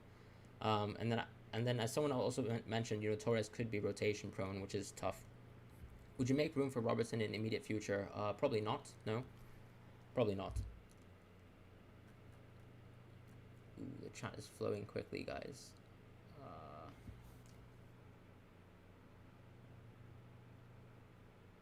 Should I start Alonso versus Arsenal, and do you think he might? I think you can start him, because the thing is, in my opinion, it doesn't seem like Tuchel is one to really rotate his fullback. So like, if he starts with one player, he probably ends the game with that player. So I think if you have Alonso in your team, definitely start him. Thoughts on Cancelo's place in City's team right now? I think he's a good differential for this week, but as I agree with you as well, he becomes a rotation risk in the future matches, right? Because obviously Walker can come back in. Mane already reached 89%. Any chance he does reach 100% in 8.5 hours? Like Sam, I'm gonna be honest.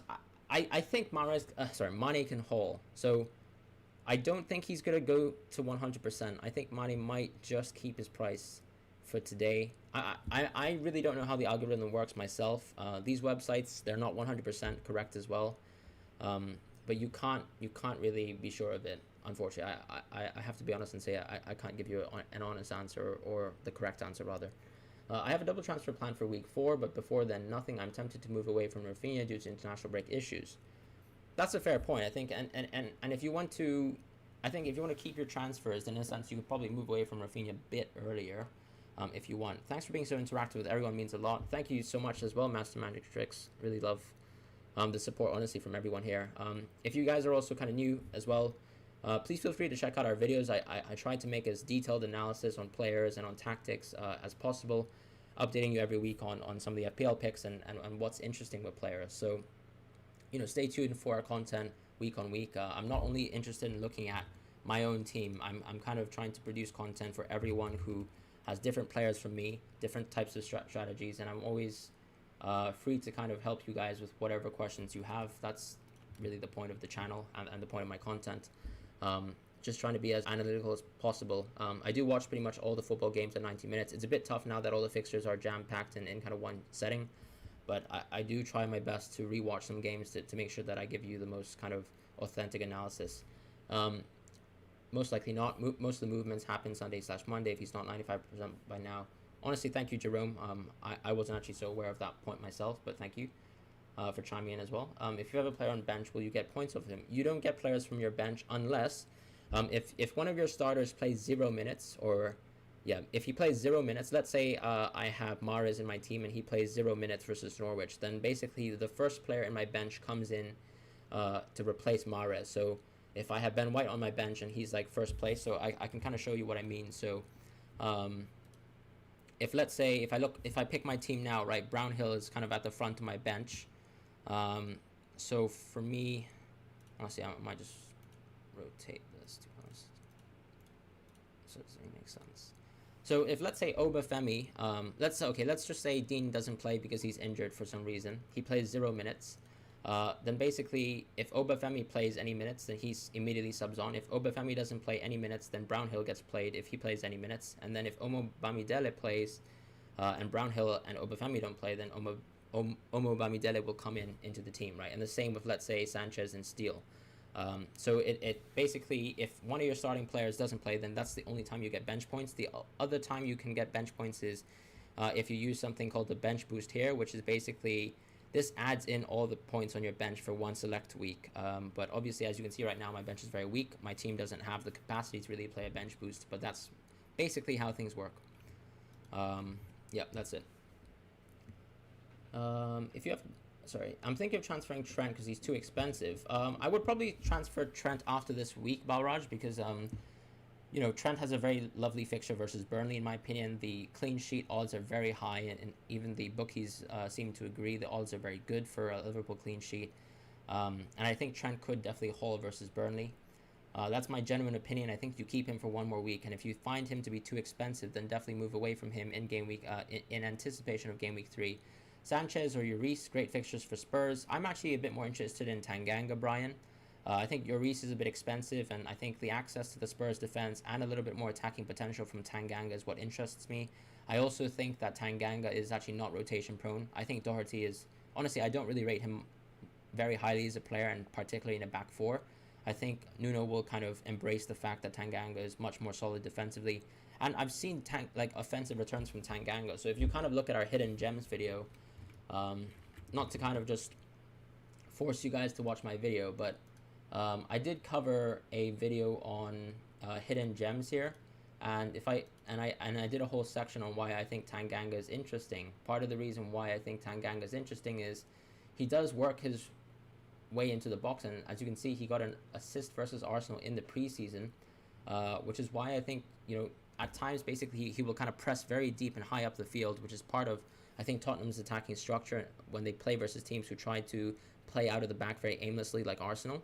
And you can see he does push up very high, and then he works his way and beats players physically, and sometimes he could get attacking returns there. I've also seen him kind of attacking set pieces quite nicely, so I'm really interested in Tanganga as a player. But just going back to the cheat sheet there. Oh no, I just checked Fantasy Football Fix website. It says Mane's price change process is at 91.2%.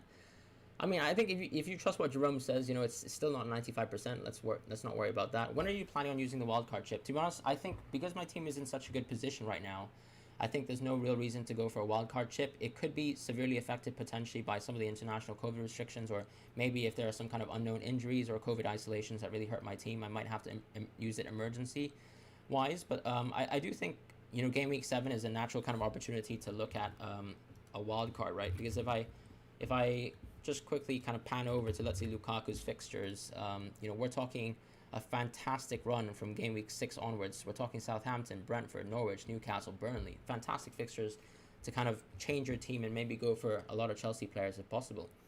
Cameron, yeah, so I hope that answers your question, Cameron. Pulsey Bear says, great supper, thank you as well. You asked this question on the previous stream, but do you think Chilwell plus Alonso combo for the Chelsea's run of good fixtures after game week 6? This combo got 114 points since Tuchel joined the team in game week 20. I think that's very interesting, and it kind of reminds me of the combo that people played, I think, with Cancelo and Stones last season as well. So I think there's potential there. I am a little bit worried in the sense of, because we're not only just looking at the value of these players corresponding to their price, we're looking about how it affects the value of the remainder of your team, whether you have to downgrade some other players. That's kind of one point of concern that I might have. But given the fact that Chilwell seems to be dropping in price, I think that could be a very interesting possibility. And I think it's an aggressive but very kind of calculated possibility. So I do really like that, in my opinion. It's a good question. Kingston says, Buen dia, Sar, Benrahma, Saka. Do you want me to rate those players in order? If I had to rate these players in order, I would say Benrahma, Sar. I would say Saka, Buendia, but I think Buendia has better fixtures. So Buendia is better for game weeks 2 and 3, and then Saka I think has really good game weeks 4 plus. One thing I will say about Saka is, even though he's a very good football player, is that his attacking returns aren't necessarily that high. He's a workhorse, and sometimes he's just like part and parcel to the attack, but not necessarily pegged for all the goals and assists of the Arsenal team. Sarr, for example, is clearly a talismanic player for Watford, though, on the contrary. So even when you saw, for example, even in the game versus Aston Villa, you could see like all of Dennis's goals, to be honest, were kind of worked together with Sarr, as an example. And Benrahma, I would say, of course, that there's a bit of a sharing of the load in terms of Soucé popping in with rebound goals, fantastic kind of set piece opportunities and threats. And then also Bowen for now is kind of piping in with some of the substitutes being interesting. But just because West Ham are such an overall complete attacking side, definitely not complete on the defensive end, Benrahma also becomes very interesting for me. And he also has really nice fixtures, game week 3 and 4. Gundogan or Rafinha? I prefer Gundogan for this game week. Fingers crossed that he's fit. Gundogan or Ferran Torres for Norwich? I think Ferran Torres is probably less in priority in terms of starting, but I can see Ferran Torres starting, in my opinion. Of course, some people were saying that Jesus will probably start in place of Ferran Torres, which could be a possibility. So maybe Gundogan is a bit more nailed, but once again, of course, he seemed to be coming off an injury, which is a bit tough. Someone says, in the 5 midfielder formation from game week 3 onwards, which 2 midfielders would you recommend alongside Son, Bruno, and Salah? I mean, game week 3 onwards, I really like Benrahma. I still like Greenwood, to be honest. I still think Greenwood can play on the right wing position. He's not necessarily just one swap transfer with Cavani whenever Cavani comes in. I also like, tough question actually. So another defender, game week 3 and 4. I mean, Son. As you can see, I actually can fit Son into my team, but I don't know if you can fit Son in a 5 midfielder formation. That's a tricky one. At that point, maybe Gundogan becomes a little bit less exciting if KDB consistently starts, so that's a tricky one. You might have to probably downgrade to Rafinha again, but once again, we have to follow the COVID isolation situation. So for me, the only interesting one for me is Benrahma and Son. I'm not too interested in a 5 midfield formation. If you want to spread the budget around, though, there could be a possibility of you going for, let's say, Mbeumo as 5.5, and then maybe also downgrading Son to, let's say, some sort of Man City player or even a Chelsea player. If someone becomes set and forget for Chelsea, like I still think like Mount is one, like Mason Mount is actually one to look for. Odegaard announced his retirement from Champions League.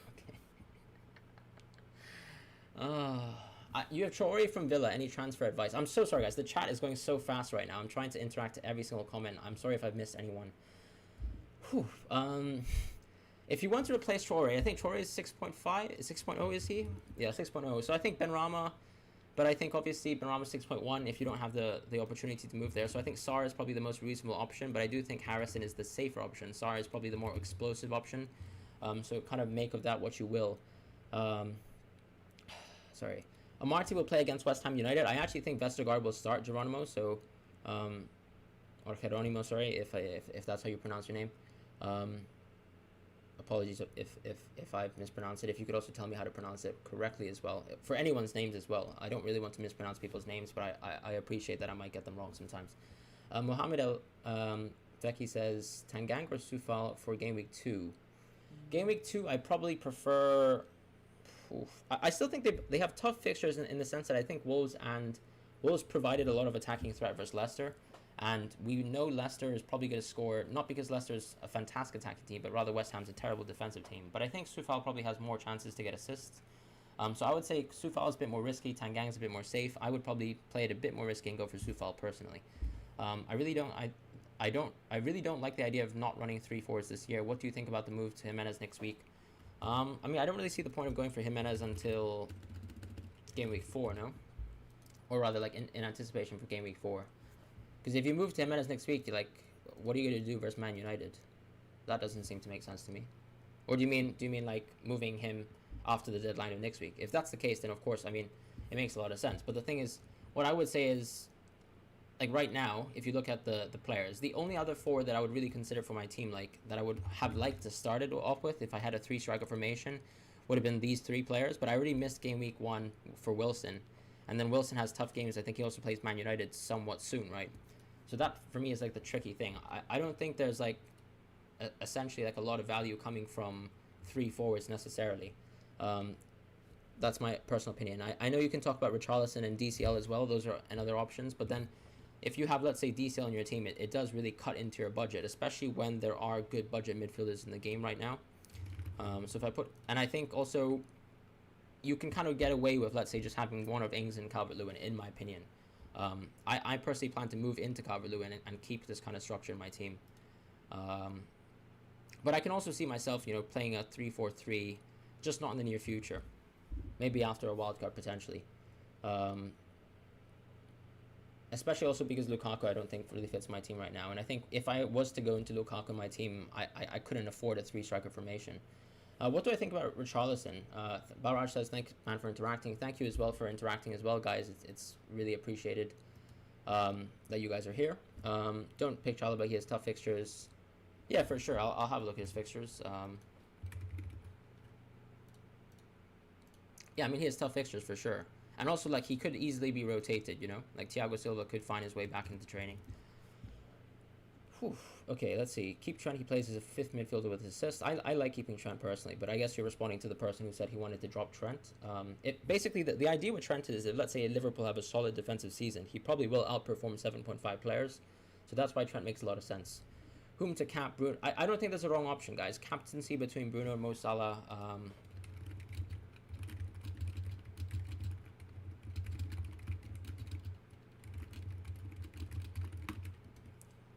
I'm just going to pin this in the chat. Oh my god, the chat is going so fast. I'm literally going to try and go as fast as possible.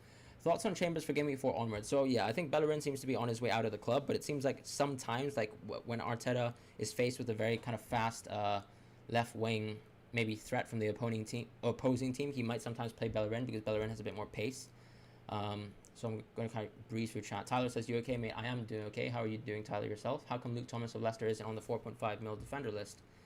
I just think that, I don't think Leicester are a very great attacking side, in my opinion. Defensive side. I prefer kind of Pereira at 5.5 for Leicester. I'm not too keen, now that Amartya's gone, going for a 4.5 mil defender. And I think Thomas as well is potentially rotation prone as well, which is what I'm worried about. I rather someone who's a bit more set and forget, and I kind of like Tanganga, who I actually think will be set and forget. Reckon best week to wildcard is 8 with the Chelsea fixture change on around, 100%. I think, around that time is interesting too. Probability of Chilwell to start after such a magnificent... I think Chilwell probably starts the next week. If let's watch Alonso versus a somewhat better team like Arsenal, right? Let's kind of make our judgments after that point. You have 7.1 mil. Should you pick Tony or who I already have DCL and Richarlison?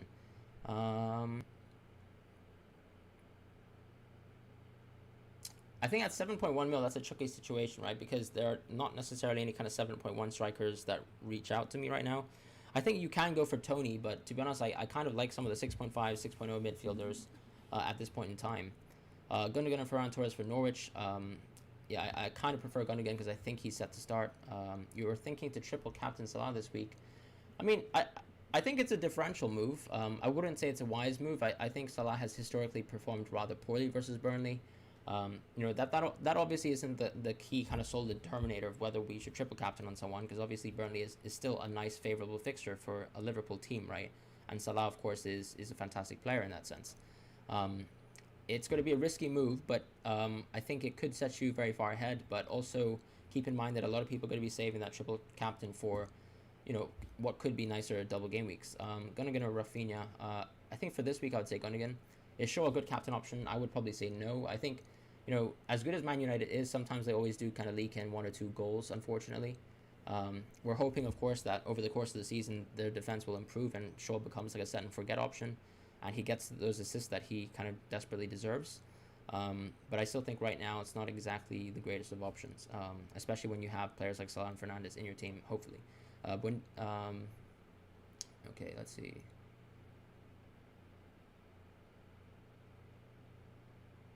I agree with the person who was kind of backing up the Chilwell / Alonso point. 100%, it's going to be improved with Lukaku being a set-piece threat as well, and then also just in general kind of an in-the-box threat who kind of can deal capably with the crosses or even the one-touch or 1-2 plays that Alonso likes to initiate himself. You agree with Bruno, Salah, Benrahma, and Gundo, but what should I do about Gundo?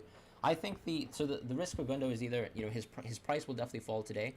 Are you happy to keep that price fall in exchange for potentially a good haul versus Norwich, or would you rather kind of maintain value in your team? So that's your question. Why Amartya is a fall? Because I think Vestergaard has come into the team, which means that he won't be playing very often. You have a 4.6 defender for a I don't think Greenwood is absolutely necessary, Liam, especially if you have Fernandez. Alonso or Chilwell for Wildcard. I think, honestly, I don't think Chilwell will play this match versus Arsenal, so you probably want to start with Alonso, but keep in mind Alonso could be rotated out rather soon. Now that Gundo is available, would you transfer him instead of Mahrez? I wouldn't change Mahrez if you already have him in your team. I don't think that makes too much sense right now, especially since Gundogan will drop in price immediately after you transfer him in. What about Wolves? I don't think Traore from Wolves is a good differential. I think, I don't think he's improved too much as a player in recent years to be kind of worth looking at as a pick, in my opinion.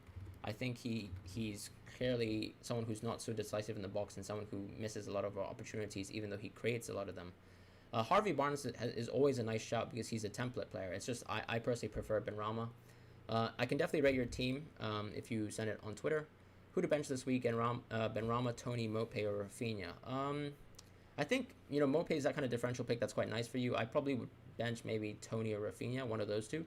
You have Greenwood, Bruno, Salah. I think I've responded to that, sorry. Amartya for 4 mil. Guys, watch out for Amartya. I really think he might not start because it's for me, I think Vestergaard is probably going to start over Amartya. If not this week, then next week. You have 7.1 mil for a forward. I think I've responded to that one. Please recommend a 5 mil midfielder for Gameweek 2. 5 mil. I don't think they're very good 5 mil midfielders. I mean, we can look at them, but I think 5 mil. Yeah, I mean, it's not even really worth it for me. I mean, you can maybe say Norgard, who had some sort of attacking potential. I know he scored a goal off of quite an interesting set-piece play, but does that happen again? Probably not. Otherwise, he didn't have too many attacking opportunities. Maybe you can look at Højbjerg, who could get an assist or two. I think I'm sort of grasping at straws here. I really don't think it makes sense to have a 5.0 midfielder. Honestly, it just doesn't make sense. I love Livramento, so I actually covered Livramento in a recent YouTube video. You can actually check it out very briefly, but I basically looked at Livramento recently, and I was kind of looking at his heat map. He pretty much plays like a right winger, even though he starts as a right back. You can see how attacking he is as a player. Even in the preseason, we saw him moving into the midfield at times. You can see his also creative ability is evidently there. He was able to assist Walcott in a beautiful kind of chip dink where Walcott was able to finish. But you can see Livramento has that kind of freedom in this kind of Southampton pressing structure that basically almost attacks like a 2-4-4 basically, where Livramento, as I mentioned, gets to move into the midfield at times and create options, or even kind of play as an overlapping right winger, as you can see by this kind of still, right, or this heat map still. So Livramento is a very interesting option for the future. The issue, of course, is whether Southampton's defense is good enough, and I think Livramento is an option to look at in the near future for sure. Give Barnes until game week 3. Yeah, I think if you have Barnes in your team, you want to kind of stretch him out until Norwich, because Norwich is the nicest fixture, and you probably targeted that one before you moved on from him. But that's your choice. I personally didn't start with Barnes, so that's why I don't have him in my team. Tony out. I think give him one more game. Ailing or ESR? I would say. I would probably say, like, if you're talking about just this week, I would probably say Ailing, because I think traditionally Leeds have done quite well versus Everton. And I think ESR, even though he will play, I mean, it's versus a very tough, kind of well-drilled Chelsea team. Is Mara still nailed? I think right now, yes. Right now for this week, yes. Thoughts on Joe Willock? Of course, he's a huge differential option, but I think there are better options right now in other teams. And, we're talking Sarr, Benrahma, those sorts of players, even Harrison, I think. And also, it seems like Willock is a little bit fatigued as per the most latest press conference from Steve Bruce, so watch out for that. Sarr or Mbeumo, sorry. Need to keep an eye on Sarr. Going to play for Senegal. Yeah, that's a good point. I think Mbeumo might be more interesting if you have a worry about that situation. But I think both of them are interesting options and clear, I would say, talismans. Sarr being the first option, and then Mbeumo being the second option. Ings or DCL for tomorrow and the future? I think for the future, I would say DCL. For tomorrow, maybe I would lean a little bit more towards Ings. Bruno or Salah captain? I personally picked Bruno. I think he's traditionally done well for Southampton. I think Southampton have also had very poor results at home. I don't think home matters too much. You could say Liverpool definitely play better at Anfield, and that's a fair point because the fans are back. But also Salah has done historically a little bit poor versus Burnley. I don't think it's not a clear option, so I think any option is good. Should you transfer out Bertrand? Yeah, it seems like I think it makes sense to transfer out Bertrand. I would like to double check his price for you, because I think he's probably a 4.5, right? I think they're just... Oh, he's a 5.0 player. Sorry, my bad. I think you should definitely transfer out Bertrand. I think there are better 5.0 and 4.5 options who are probably more set and forget. And also have more attacking potential. Which defender do you suggest for 4.5 for now? I think for now, it's a tough question. I think Tanganga is very interesting, as I mentioned. I think he seems like he's set for the reasonable future for Tottenham, as long as he manages to keep his level of performances high. So you kind of look at my cheat sheet here. My 4.5 picks are going to be Tanganga, probably Sanchez over Dyer. Ailing is an interesting one, but not too interesting. I would keep tabs as well on the Brentford defense. Obviously, we know, I would say, Veltman, unfortunately, is a void for now, so I'll just amend that now, because, of course, he's dealing with some kind of COVID situations, but that's how I stand on things. I think not everyone has a fantastic game week 2. I think the sample size on Brentford is a bit small, so that's why I'm not confident in this match. But I think Tanganga has great games in game weeks 3 and 4, whereas Ailing has a good game in game week 3. Benrahma could be on pens too for West Ham. Very, very kind of true. I think Declan Rice could also be back on pens. I think Antonio made a mention or comment of something like, I think he mentioned something like, Declan can have the next penalty, but I would of course love Benrahma to have penalties personally, because Benrahma's in my team. Alonso or Shaw for Diaz/Cancelo. If I keep Cancelo, or if I keep Alonso, I might get price rise and value.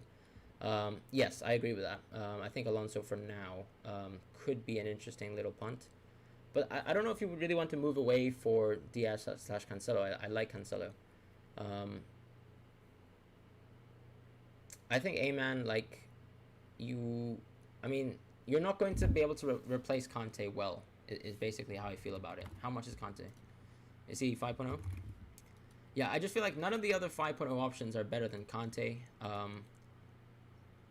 Having Conte is almost like having a bench option. So if you have like a 4.5 player or a 4.0 player playing...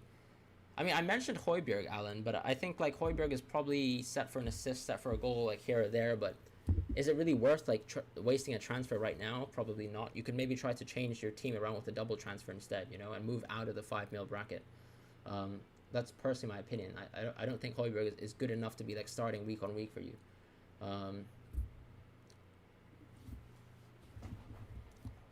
I think obviously, A-Man's probably made I would say, I mean, I presume you're probably a bit of a new player if you've picked Conte in your team. That's totally fine. Like, everyone has weird picks to start FPL. You know, you're not completely in the know or don't really understand how points come from sometimes, because I think obviously what like the common mistake that the average kind of initial FPL player does is I want to pick the best football players, and obviously Conte at 5.0 looks like a steal, but when you actually realize he doesn't produce much in terms of goals and assists and bonus points, you then realize it's a mistake. But I would say probably wait for a double transfer to kind of get Conte out of your team, so you don't have to kind of suffer too deeply, in my opinion, because you don't want to have a starting 5.0.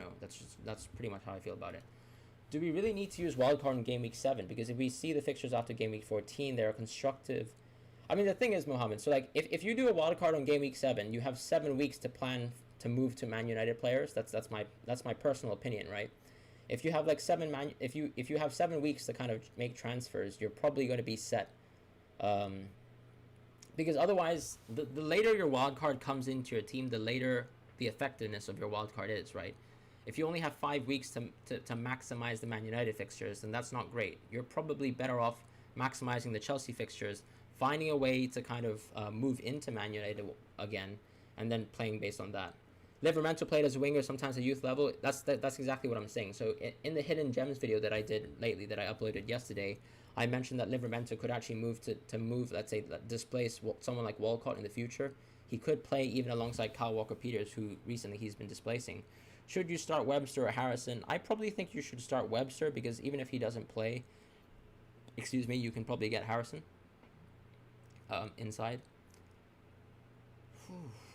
Let's see. Will Gundogan play? I think Gundogan will play. So if I kind of show you guys my injured players list, this is based on the press conferences and the feedback that I got from all the managers.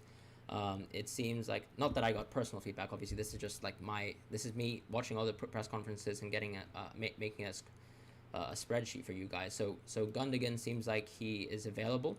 That's what Pep Guardiola says. Pep Guardiola could be lying to us, of course. So keep that in mind.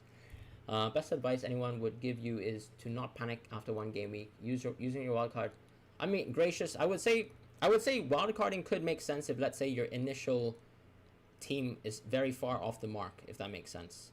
Do you know what I mean? So I think it does make sense. Like, for example, let's say if you started with like players like Martial, players like Cavani, you have to kind of do a wild card, right? Because you don't want to be stuck with those players initially. So I do think, like, if you're a bit more of a newer player, you kind of made a bit of a mistake with your first team. Wild carding makes sense to get yourself back on track. And inexperience is completely normal. It's your first FPL season. Like, it's totally fine. Best 5.0 forward. I mean, Dennis seems to still be a 5.0 forward. So if you want to go for a 5.0 forward, it seems like Dennis is the only kind of right option right there.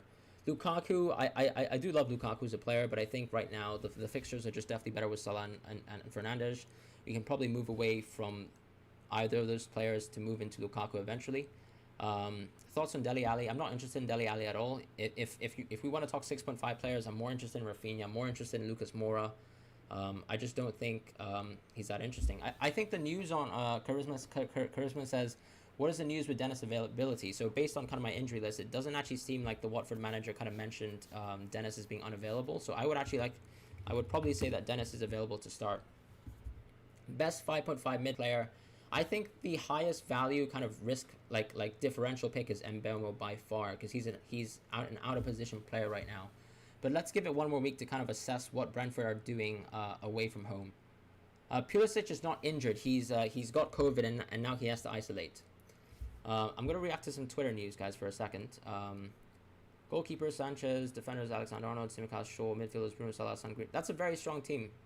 Very, very strong team. How about Buendia? Buendia's fit, but I don't really like Buendia as a player. I think he has 2 nice fixtures, but I don't think he had the best game week 1, which is why I'm not so high on Buendia for me. You're playing a 4-5-1. I think 4-5-1, it's tricky because it means that you have a very weak bench, but if you want to maximize points, that could be a potential structure to play within. That is the only issue there, basically.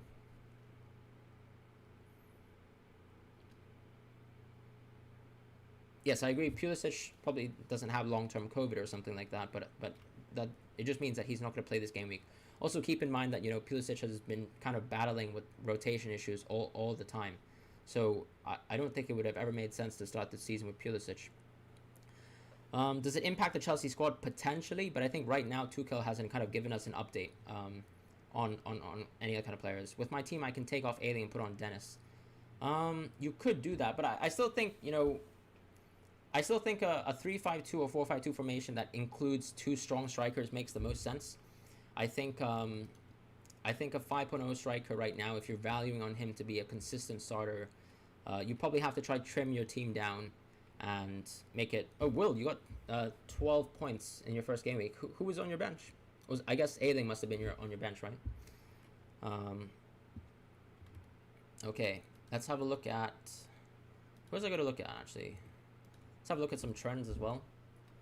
A lot of people moving away from Kane to Antonio. A lot of people moving from Bamford and Iheanacho to Lukaku. Kind of makes sense if you want to capitalize on that fixture. Not so high on the Richarlison move, but that's fair enough. Let's look at midfielder trends.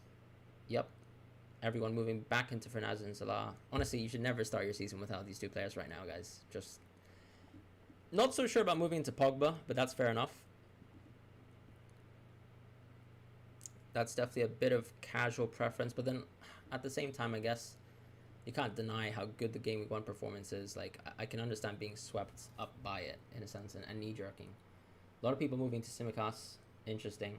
I do think for me, the people who have been dropping Ben White from their teams, it doesn't seem to make sense because, as I mentioned in my first cheat sheet, I literally said that Ben White, the only reason why you'd keep him is so that he's useful post Game Week 4. If you transferred him out versus Brentford, then clearly there's something wrong with your decision making, right? Because White had terrible transfers Game Week 2 and 3. Everyone has a Brighton defense. When do Brighton have a tough game? Game Week 3. So you want to have Ailing to kind of rotate with that if you actually want someone to attack early fixtures, right? Whereas White is only got like a good Game Week 1, and then you obviously knew he was going to have a bad Game Week 2 and 3 anyway. So that's the weird thing for me. But I think long term, like, Tierney is the most interesting Arsenal option, to be honest, just because his chance creation statistics are crazy. What are your thoughts on Duffy as a long-term 4? I don't think he might be a long-term 4.0 because I think the only reason why Veltman is not playing is because of the isolation issues.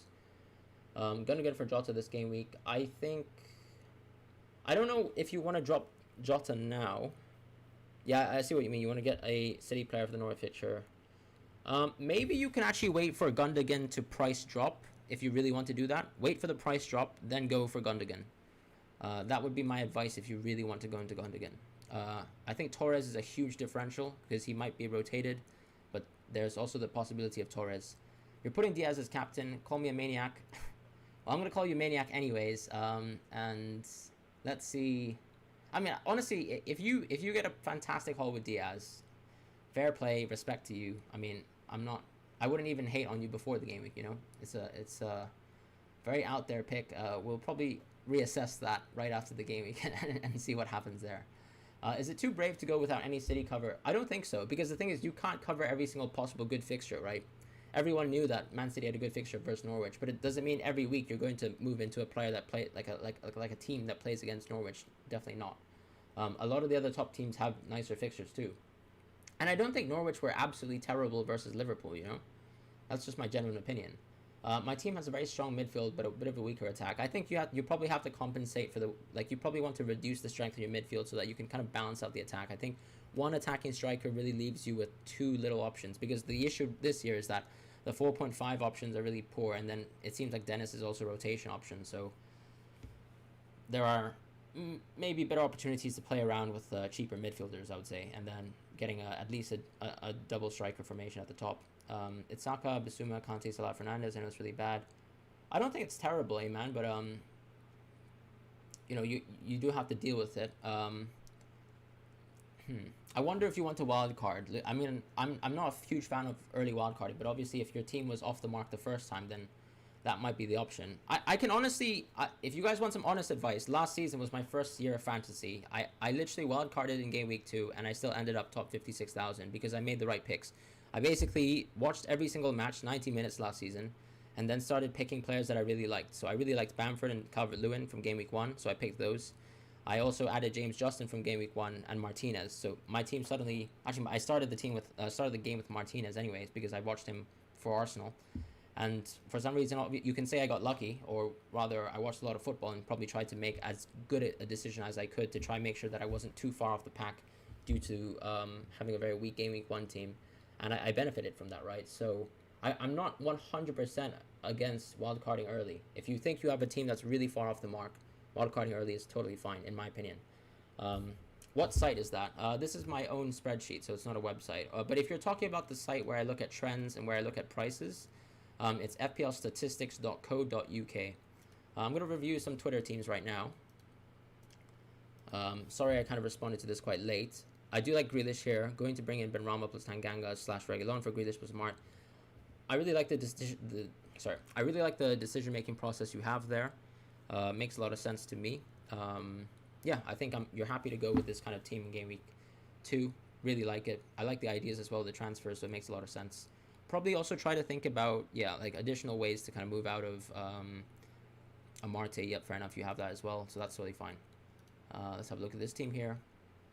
Trent, Shaw, Cancelo, Tsimikas, Salah, Fernando, Rafinha, Mahrez, Ings, Antonio. Very strong team. I really like Cancelo for this week as well. 10 out of 10, probably, yeah. I think if you had Benrahma, I'd probably say 10 out of 10 because I love Benrahma so much. I'll still give you probably a 9.5. How about that? And if Rafinha holds, you can just say that I'm an idiot. That's fine. I still love Rafinha. Obviously, you can see like on my cheat sheet, Rafinha is still listed as my preferred 6.5 mid. I'm a hardcore Benrahma fan right now. KDB or Salah for Game Week 2, guys. Watch out, please. KDB seems to be dealing with some sort of ankle injury or ankle pain. So it might be the case that he might not play next or for Man City. He might be rested. He might be also doing the same thing which he did versus Tottenham, where he kind of comes off the bench. But I think with Man City, they're probably expected to beat Norwich, and maybe KDB will be rested. Should you take out Mane? Your midfield is currently Salah, Mane, Bruno, Benrahma, Sarr. I think you keep Mane for one more week, and then if you're not impressed by Mane this week, then and especially since he has to deal with Chelsea the next week anyways, you probably go for Son in Game Week 3. Ali differential is a player majority of players don't have in FPL, but you do and could either give you green arrow. I mean, are you guys talking about Ali like Dele Alli? Because I really don't think Dele Alli is a good FPL option at all. Like, you can say a differential is a low ownership player, but you also need to make sure that you pick a low ownership player who makes sense. Like, as I mentioned, Velma at 5.5 makes a lot of sense because he's playing as a striker. Dele Alli barely gets into the box. Like, let's have a look at Tottenham versus Man City. Of course, not every team is going to be Man City, right? So you can say Dele Alli will have some more offensive opportunities. Keep in mind that most of Ali's kind of holes in the preseason fixtures were versus very poor teams. Once he actually played versus some top sides, he missed opportunities versus Arsenal, missed like a pretty much tap in. And I think when you play versus tougher teams, he's not going to have so much free space to kind of move in between the lines. So we look at the heat map here. Sorry about that. If we look at the heat map for Dele Alli, right? I mean, this guy didn't even come into the box once, to be honest. So we're talking about a player who barely gets into the box and probably doesn't have too many opportunities to score. And at 6.5, like, the comparisons there are much worse.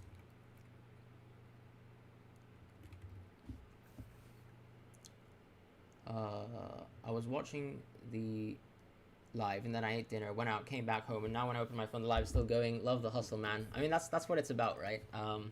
Thank you guys so much for watching as well. If you guys could give a like and subscribe and also kind of watch the videos, because I don't only produce like live stream content.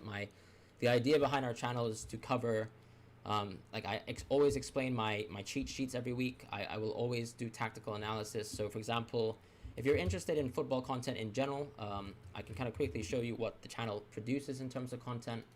I'll always give my kind of game week team selection explanation video, which is right here. I do a hidden gem series right now where I look at players and their tactical positions in the team. I look at their statistics as well. I also look at how they actually play in the match, how they contribute, how well they can actually compete versus defenses, or in the specific role that they do. Analysis, even looking at preseason games. I have Tanganga's assist from here. Tierney, for example, fantastic player as well, another player to look out for. So these are the types of videos that I'll be making, very detailed kind of football videos. If you're also interested in general tactical analysis, I will kind of do maybe 1 or 2 games each week. Brentford versus Arsenal was one we did last week. Once again, looking into how Brentford were able to defeat Arsenal as well, and why Brentford might be interesting for FPL assets. So it's a good way to kind of learn as well, and make sure that you have educated and informed decisions on football players. So that's kind of what the channel is about as well, alongside the live streams. If you had to change one thing with your squad right now, I think if I had to change one thing, honestly, I would probably, like, if I had extra money, I would try to put Greenwood in my team, and I would play a 3-5-2. But I obviously can't do that. Thoughts on bringing in Son for Grealish and Ings for Adam Armstrong, or Dennis for Go 3? I think Adam Armstrong isn't actually that interesting, because if you watch, like, I would encourage you to watch the Everton goal that Adam Armstrong scored, and then you tell me if you think that kind of opportunity will be consistently created for him. Because it seems like, I think Adam Armstrong is a very clinical player, but I'm very worried about how Southampton are able to actually build effective chances for him to be worth money. I am very generally just worried about Southampton right now. You got Torres in. I think Torres is a differential. Some people are saying Gabriel Jesus could play, but I think Torres is still a very interesting opportunity to kind of look at.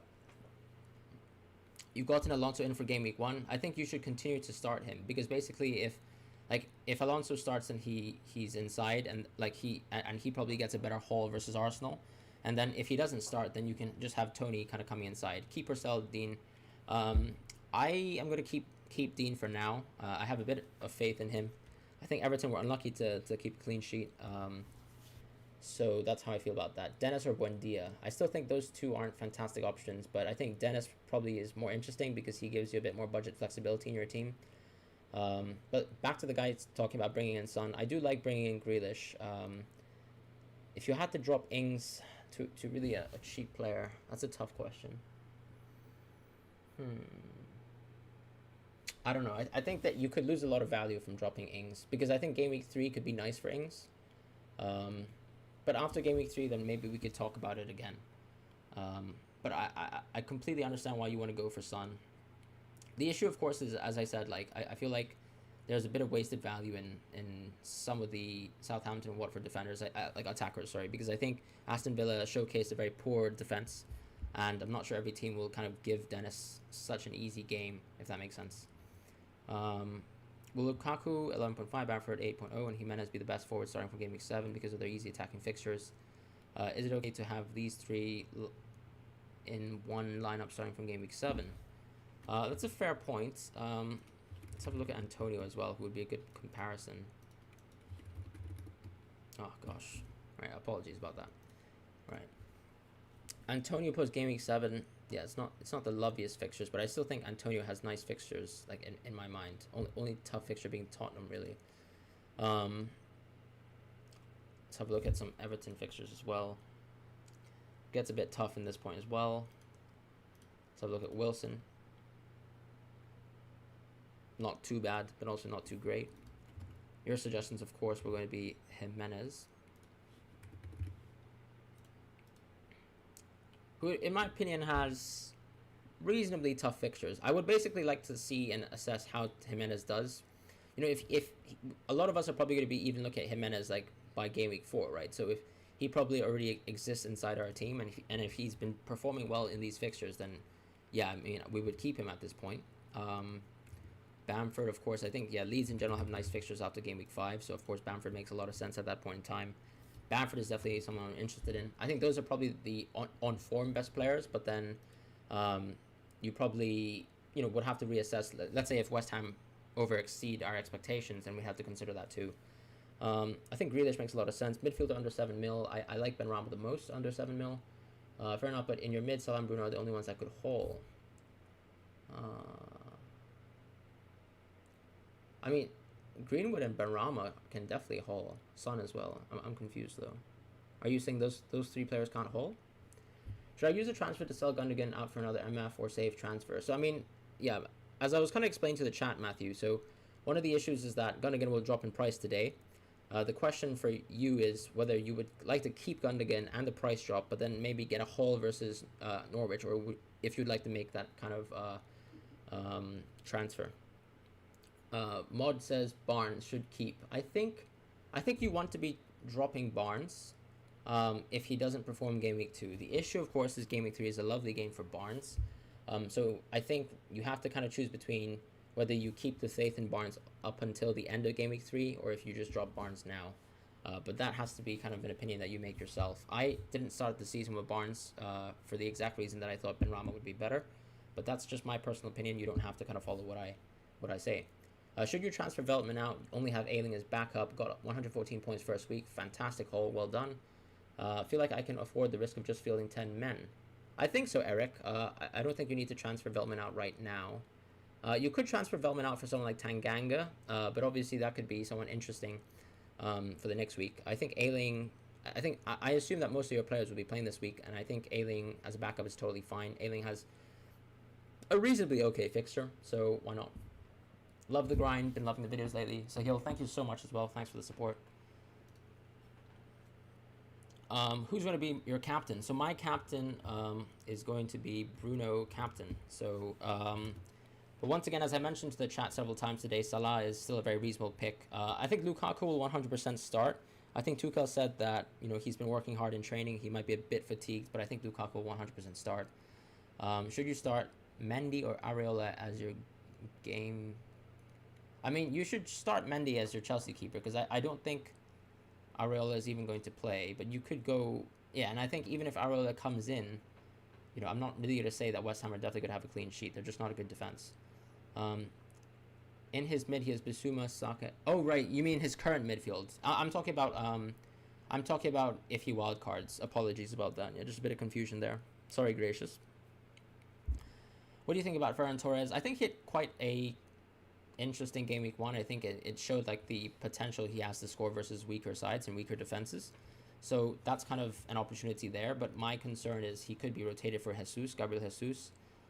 Don't you think if Lingard signs, Benrahma is a risk? I agree with that. But the thing is, I'm not going to adjust to Lingard before he signs, if that makes sense. I could still, you know, enjoy Benrahma for 2 weeks and then move out of Benrahma, if that makes sense. Also, it seems like Man United are quoting quite a high price for Lingard. So I think, you know, West Ham really wanted to have Lingard this season. And there's a reason why he hasn't had Lingard.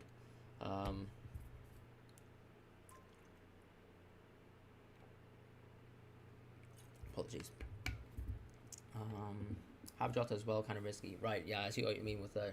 I mean, Jota could still come off the bench, you know, even if Firmino starts. So that's a nice part. It's not like you would get 0 points there. And we've seen Jota as well haul as a super sub. Do you think Antonio will perform well against Leicester? I hope so. I'm not 100% confident, but I think West Ham have had the better of Leicester in recent memory. And I do think Antonio can definitely haul. I wouldn't say such a great performance like the one versus Newcastle, but still think he has potential. West Ham should focus on signing a centre-back. 100% father of aesthetics. Who is your profile picture, by the way, father of aesthetics? I can't really tell from that photo. Is it someone predating Arnold? Sulaiman, so I think, apologies if I kind of butchered your name as well. Please tell me how to pronounce it correctly. Same with anyone as well in the chat if I get your name, if I get your names wrong. Athletic said Robertson is on course to return next weekend. I agree. So I think in terms of what Matthew Boyd said, let's try to replace Tsimikas at the end of this week. Lee Priest, right? Okay. God, that's my very poor aesthetics knowledge. I've heard of Lee Priest, but I unfortunately have not. Your pound for pound. Very interesting. I've heard of Lee Priest a lot, and I've also seen, I think, some videos of him kind of talking about, you know, himself in the past and his kind of attitude to bodybuilding and also his openness, I think, to like metabolic abuse and stuff. But very interesting, of course, following the history of bodybuilding. Do you think there's some merit to avoiding Son in order to keep a 3-4-3?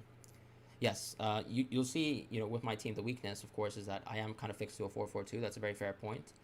That's why I tried to kind of offset that by having Benrahma, because I have the flexibility if, let's say, I want to move down from Ings. Oh yeah, no, sorry, your profile picture. Okay, that's fair enough. I still think Son has so much value that sometimes you should build your team around key players, right? It's almost like saying, oh, if I go for Fernandez, you know, and he forces me for a 4-4-2, isn't it better to go for a 3-4-3? And in that situation, I'd say no. And sometimes, like, Son is that level of player where I thought it was personally worth it to go for 4-4-2. I think 3-4-3, like, I agree a lot of forwards did haul this last week, but part of it as well was just the fact that I think my defenders underperformed, and you could also argue early on in the season less clean sheets are possible. That's a fair point. But I think I had kind of fixtures in mind in 3 and 4 where Son can be really explosive, if that makes sense. I think there's clear drawbacks and potential, whereas like for me, a lot of the forwards around that 7.5 to 8 point margin is that, simply put, they're strong players and good for maybe like a goal a week, with the exception of Antonio, who is very explosive. Wilson doesn't score necessarily, hat tricks or braces every game, but he does get good consistent hauls. Same thing with Ings, I think, as long as Aston Villa perform to a reasonable level of expectation. So that's one thing. You don't dislike the Son pick? No, I completely agree. I think that's the thing. If you had a plan to go 3-4-3 and you didn't want Son and you saw the drawbacks in going for Son, then that's totally fine. I was also tinkering with the 3-4-3. Like, I would have had Wilson in my team because I didn't really want to start with Tony. Madison is not injured. He actually played Suleiman. Okay, great. Sorry. What would you change if you use Wildcard? I would probably try to go for a 3-5-2 or 3-4-3 formation. You can also kind of look for a similar team as mine if you believe in the structure and believe in going for Son. I think obviously attacking this game week, Greenwood makes a lot of sense. I think Stuart Dallas is a bit of a trap. I'd probably ignore him. Ayman says, I really appreciate all the effort you put in your channel. Thank you so much as well. Thank you for being here, guys. It's, really appreciate it. If you guys just feel free to always watch our videos, like kind of click the notification and bell button. I try to produce very analytical content every week. The live streams are much more laid back and relaxed, and I'll probably respond to all of you guys as much as possible, as long as the chat doesn't flow as crazy as it did at some points. But yeah, that's in general how the channel is. Alan Basso says, should I switch Sufal for Reguilon? Give me your opinion, please. I don't think so, because I think Sufal has fantastic game weeks 3 and 4, and I think in terms of Reguilon, I don't really know if he gets that consistent attacking returns compared to Sufal. So in my opinion, I think Sufal having such nice game weeks 3 and 4 kind of means that you should keep with him and stay with him. Whereas West Ham scored 90% goals inside box. People are sleeping on Cresswell. What do you mean by that? Sorry.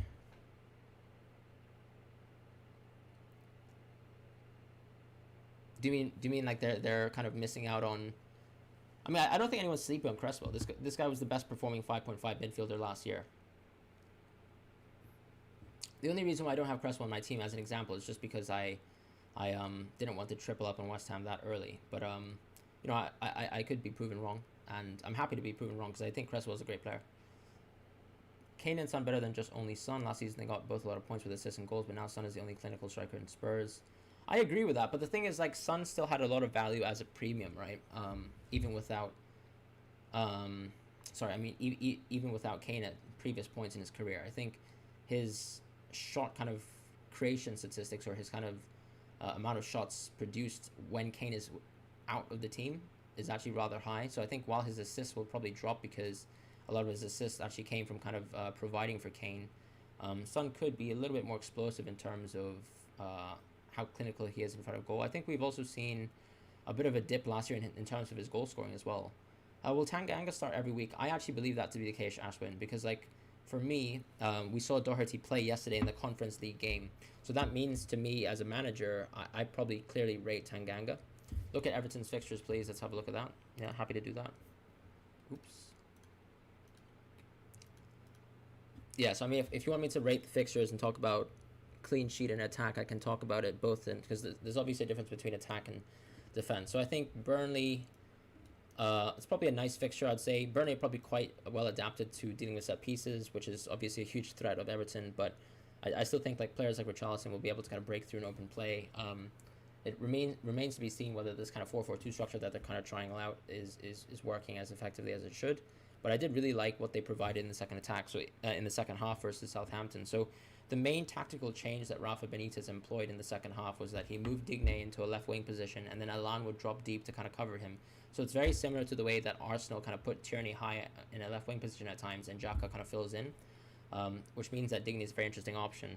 The other defensive options for Everton don't really make any sense for me. I know some people went for Pickford as a keeper, but still, they're a bit of an erratic defense, and you can clearly see there's one or two mistakes in them. I just like the offset of Digne and his attacking potential. In terms of attack, though, I think attacking most of these teams, these are really lovely fixtures for both the attackers, to be honest. I don't really like Gray, even though he's at a cheap price, simply put because I think he's kind of reduced to crossing. And then at that kind of price, you might even want to bet on Digne, who's the potential getting a clean sheet. Also, just more kind of opportunities to actually provide through not being rotated, one, and then also being able to kind of take corners and set pieces in terms of free kicks. So that's how I feel about that. I think the fixtures, when people looked before the season, were really nice for Everton, and I still think they remain nice at this point in time. Should you take Mbemo this week? I would probably wait one more week to see how Mbemo performs, because we haven't seen Brentford perform away from home. Let's kind of wait and see with that kind of situation there. Great channel, by the way. This is Hartley Hair. Thank you very much. I really appreciate the support. Once again, if you guys are new to the channel, please feel free to like and subscribe. And also feel free to watch our videos. We're trying to produce as much informative and analytical and also statistical content as well, while providing a little bit of the eye test from yours truly. Who should we trade Simicast for next week? I up to a 5 mil player like Tierney and Reguilon. I wouldn't go Tierney so fast. I think Tierney is 100% an option to look for, game week 4 and onwards. So that means a transfer in game week 3. Like after game week 3, that is. And let's see. I think you can go for Tanganga over Reguilon. In my opinion, that's a cheaper way to get access into him. Or Tottenham defense, rather. I also think Brentford defense is worth keeping an eye on. As I mentioned, have a look at Brentford and how they perform away from home today. Not today, sorry, but tomorrow. So that's an interesting kind of little thing for me.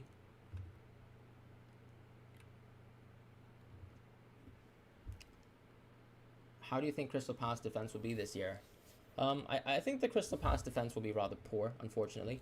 I think people will actually miss Roy Hodgson and his ability to actually keep a team within the mid-table and actually do well in the Premier League and honestly overachieve. So that's how I feel about that. Will says, what do you think of Adama's expected goals? Do you think it's an opportunity or a trap? I think it's a trap 100%. We know Adama's just not a clinical player, and that's simply what I can say. Like we've seen him for a few years now to say that he's probably not worth it as an FPL option. I'm happy to be proven wrong, but I'd rather be kind of late on that train than early on that train, if that makes sense. I hope I answered your question though, Jerome, because I think Tierney is one to look out for in the future. But if you want a medium-term kind of Soufal like option, before we get to Tierney quickly, it could be Soufal. I did look at Everton's fixtures already, Mohammed. Cresswell doesn't need CS points that much. No, I agree with that, and that's not what I'm saying. He gets consistent goals and assists. That's why, I think everyone is well aware of the fact that he gets consistent goals and assists. I'm not sure how he's slept on, though. He has very high ownership. I also think that people have decidedly kind of chosen to go for Soufal, who still makes a lot of sense for me. I know a lot of people kind of bin Soufal to the first week, but simply put, I think Cresswell's pretty high on 18.2%. Obviously, you could argue he should be higher than Dean, which he is. Simply put, I think a lot of people are Man United fans on the platform, so a lot of people are interested in Shaw, as an example. His ownership might be a little bit too high, but that's the main difference, I'd say. I think Cresswell is a fantastic player. I don't think he's necessarily slept on, but just because of the fact that I think people are splitting their kind of ownership with the West Ham defenders, because when you add them up, it's roughly 32%. So I think that's fair. I also think Tanganga going to be the main Spurs RB, 100%, exactly. After the performance Doherty put in versus the Portuguese team, Pacos de Ferreira. I agree, that's the thing. So I think Gundo is clearly green. That's come out of the press conferences. Your mids are Bruno, Salah, Mahrez. I think you can stick with that Chibis this week, and then maybe move away from being too stacked up on Man City if you feel that's a fear, or you have a fear of that. The reason why I said Tierney is because I'm planning on dropping Ings the week after using the new free transfer. Not sure about Tanganga. 4.5 seems too good to be true. I think it is actually good enough to be true. So for me, as I said, Doherty doesn't defend well in a 4-back. I think Nuno likes establishing a defensive base, and I think Tanganga provides that defensive base for you. His work rate is really useful, and Doherty, I don't think, has performed well outside of a back 5. Bruno or Salah, and why? I think, first of all, just to preface, if I just show you my captaincy, it's Bruno. That's full disclosure there. I will say I picked Salah last week. Um, I think both have fantastic opportunities. Liverpool are playing in Anfield, of course. They usually play better at Anfield, and in front of the fans in particular. That's going to be a big difference between the way Burnley beat them at Anfield last season. On top of that, I think Liverpool once again have that kind of defensive base and solidity back, especially with Fabinho likely to be playing in DM, hopefully, for most of the game. And then I think the only kind of thing is, how does Salah perform historically versus Burnley? Not actually very well. I think he has an all-time record of 1 goal, 2 assists, whereas Fernandes, who has played much less in the Premier League, actually has 2 goals and 3 assists versus Southampton. You might point to the fact that Man United will be playing away from home, but I think Southampton aren't exactly a great side at home. You could say right now that the fans are back, but Southampton also lost 0-9 when the fans were back. So this is the Leicester, by the way. So I still think there's a great opportunity for both to haul. I'm just more interested in the fixture of Fernandes, and for that reason, I'm going for Fernandes. You've had Soufa on the bench for these first 2 weeks, and it feels like such a waste, but I can't justify benching anyone for him. I mean that's a nice part of having a strong bench, right? Because at least hopefully you'll be able to justify having him for game weeks 3 and 4. And if your team managed to haul anyways without Soufal, then you're in a good position. Amartya or Target or Cresswell. I mean, Amartya seems to be rotated this game week, so I would kind of think he's a trap. Target had terrible defensive performance. I could even see Young starting ahead of him. Cresswell could be interesting for this game week because, as I think Piotr or Jyoti said, I'm really sorry if I mispronounce your name. Hopefully it's Jyoti. Cresswell is a fantastic player regardless. You switched Sanchez for Raya already, Jyoti. That's very interesting. And as I said, in my Game Week 1 recap, I really liked the look of Raya versus Arsenal. I just want to give Brentford one more week. I'd rather maybe see what happens with the Brighton fixture versus Watford, and kind of benefit from that if possible. And if I'm not, interested in Brighton at that point, then I'll move away. You have just planned a potential route to Game Week 5, in which you end up with KDB, Southampton, Salah, Crystal Palace, Fernandes, West Ham. My captain choice might be a nightmare. I mean, okay, it might be a nightmare, but it could be the fact that everyone hauls in that week, so it could not be a nightmare, you know what I mean? And if they all haul, you're still getting those points, ultimately. You didn't hear, is this a balanced defense? Sure. I think that's a very balanced defense. I think that defense becomes stronger game weeks 3 and 4, especially since Tanganga's nicer. But the question, of course, is game weeks 3 onwards, you might have to move to a back 3, or you might have to find a way to move out of Tsimikas. Because Tsimikas and Trent will be playing for Chelsea. That's a tough fixture to kind of double up on Liverpool with. But I think for this week, it's still quite a very solid, stable defense, Mohamed.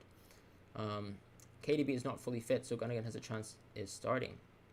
I think KDB is not fully fit. I think the idea with Pep is probably going to be similar to last game, where ideally you play KDB at the end of the game, or if he doesn't need to play because you have a huge lead, you don't play him at all. Suggestion for a substitution of Tony and Tsimikas if I want to transfer both of them game week 3. That's a tough question. I think maybe you could consider... I would like to know if you actually have a front 3 or a front 2, because that will probably kind of change how I suggest how you move out of them. But I think there's an option to move Tsimikas, as I mentioned, to a 4.5 in Tanganga. Very interesting kind of pick. And then I also think you have the option of going for Soufal in Game Week 3 as well, if you want to kind of move up and increase the budget of your defense. Should you sell Jota before Game Week 3? If Firmino goes on international duty, he'll have to isolate, right? Yeah, it's a good question, Eric. I think one of the issues with the kind of international duty situation is simply the fact that I'm just going to keep the cheat sheet here for you guys, but I think it's the fact that the rules might change in 4 to 5 days. Like the UK government might change their rules on who has to isolate, what the isolation rules are. There could be also a potential exemption at times as well. So many kind of things will play into hand, and I think it's not necessarily reasonable, I would say, to sell Jota now. The thing I'm worried about, though, is Jota really might be playing a bench role even as soon as this game week, because I think Liverpool's performance was really improved by Firmino. So maybe Firmino comes in game week 2 and 3 and plays a key role there. And maybe you want to move out of Jota before game week 3 because the fixtures are tough anyways. And that would still give you opportunity to go for another strong midfielder. So I think, yes, Jota will probably play a more active role game weeks 4 and 5, potentially due to Firmino's issues. But I think you have to weigh up whether, the potential loss in points in game weeks 2 and 3 could be worth, keeping or selling him. Oh god, there are lots of comments. Someone said cheers, thank you very much. KDB, KDB wasn't training today actually. So if you watch the press conference, Pep Guardiola explicitly said that he was feeling some pain and didn't play today. So yeah, I'm worried he'll go for Fernandinho, Rodri, Grealish. Yeah, I don't think KDB is going to start. That's my personal opinion. I might be wrong, but I know KDB loves playing football, but I think they need to kind of watch his injury situation. He's not, it's not worth risking him, I think, for Norwich. You guys choosing, I think, so not Sidemen asks chat, you guys choosing Salah or Bruno? I think when we did a poll, 63% of people were doing Salah, so that's the chat's general opinion. My general opinion is Bruno, so I might be wrong. You're a champ, been away for a few hours and you're still streaming. Love the grind. Thank you, Lupros. You'll see us around, and you can also always see our content. This is, of course, my first full season of producing fantasy content. I wanted to make sure that my first season of actually playing last year, I learned the tricks of the trade and made sure that I was making right decisions or learned from them at least, so that I can kind of give you proper content for this season. So that was the plan last season. But last season I was watching pretty much all of the games and producing tactical content around the time.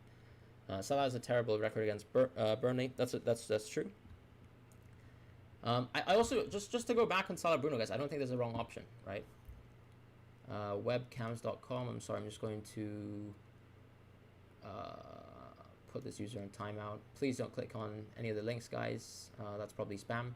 What do you think about trading Antonio and Benrahma for Bamford and Rafinha after game week 4? Triple lead sounds great then. I like the sound of it. But I'm not exactly sure if you want to triple up on leads. Like, who do you... I guess you have Ailing in your team, I imagine.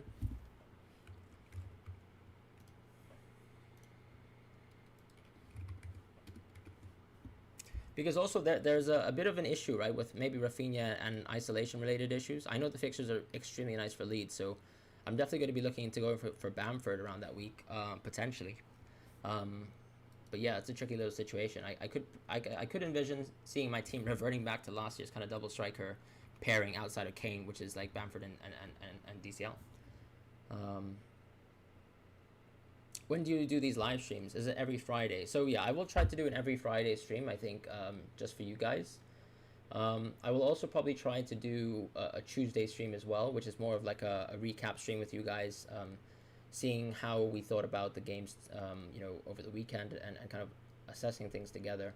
I also kind of produce, on Monday, I do like a game week review video after the games. So I'll be creating that kind of content then as well.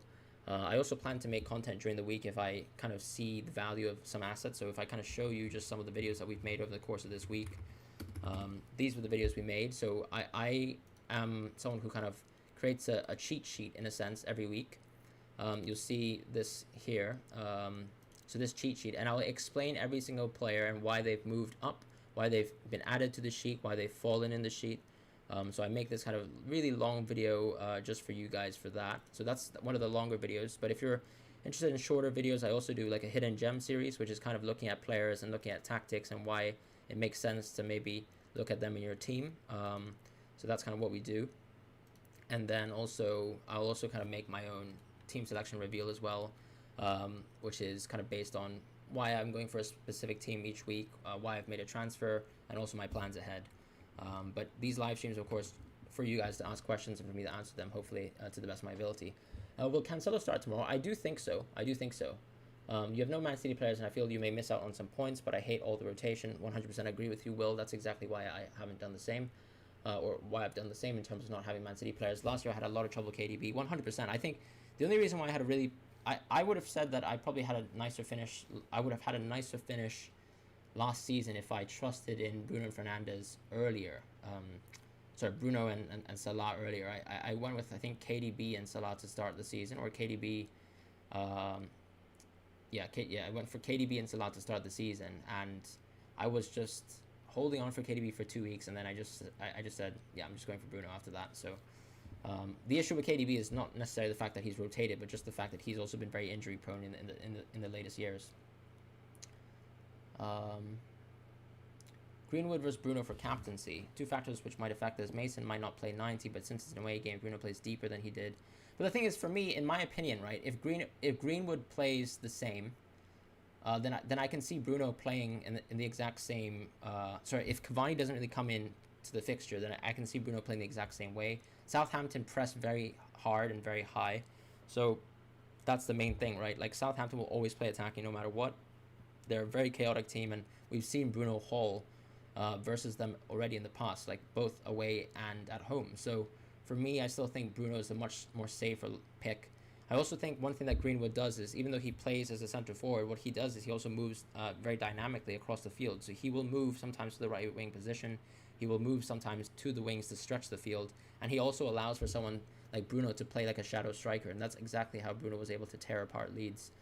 I agree with Jotier as a Man United supporter. I think Greenwood will start all PL games. That's exactly what I was saying. I was saying that Greenwood...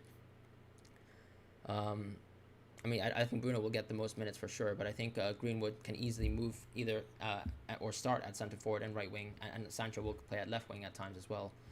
You have to pick Salah. You don't have a choice. Fair enough.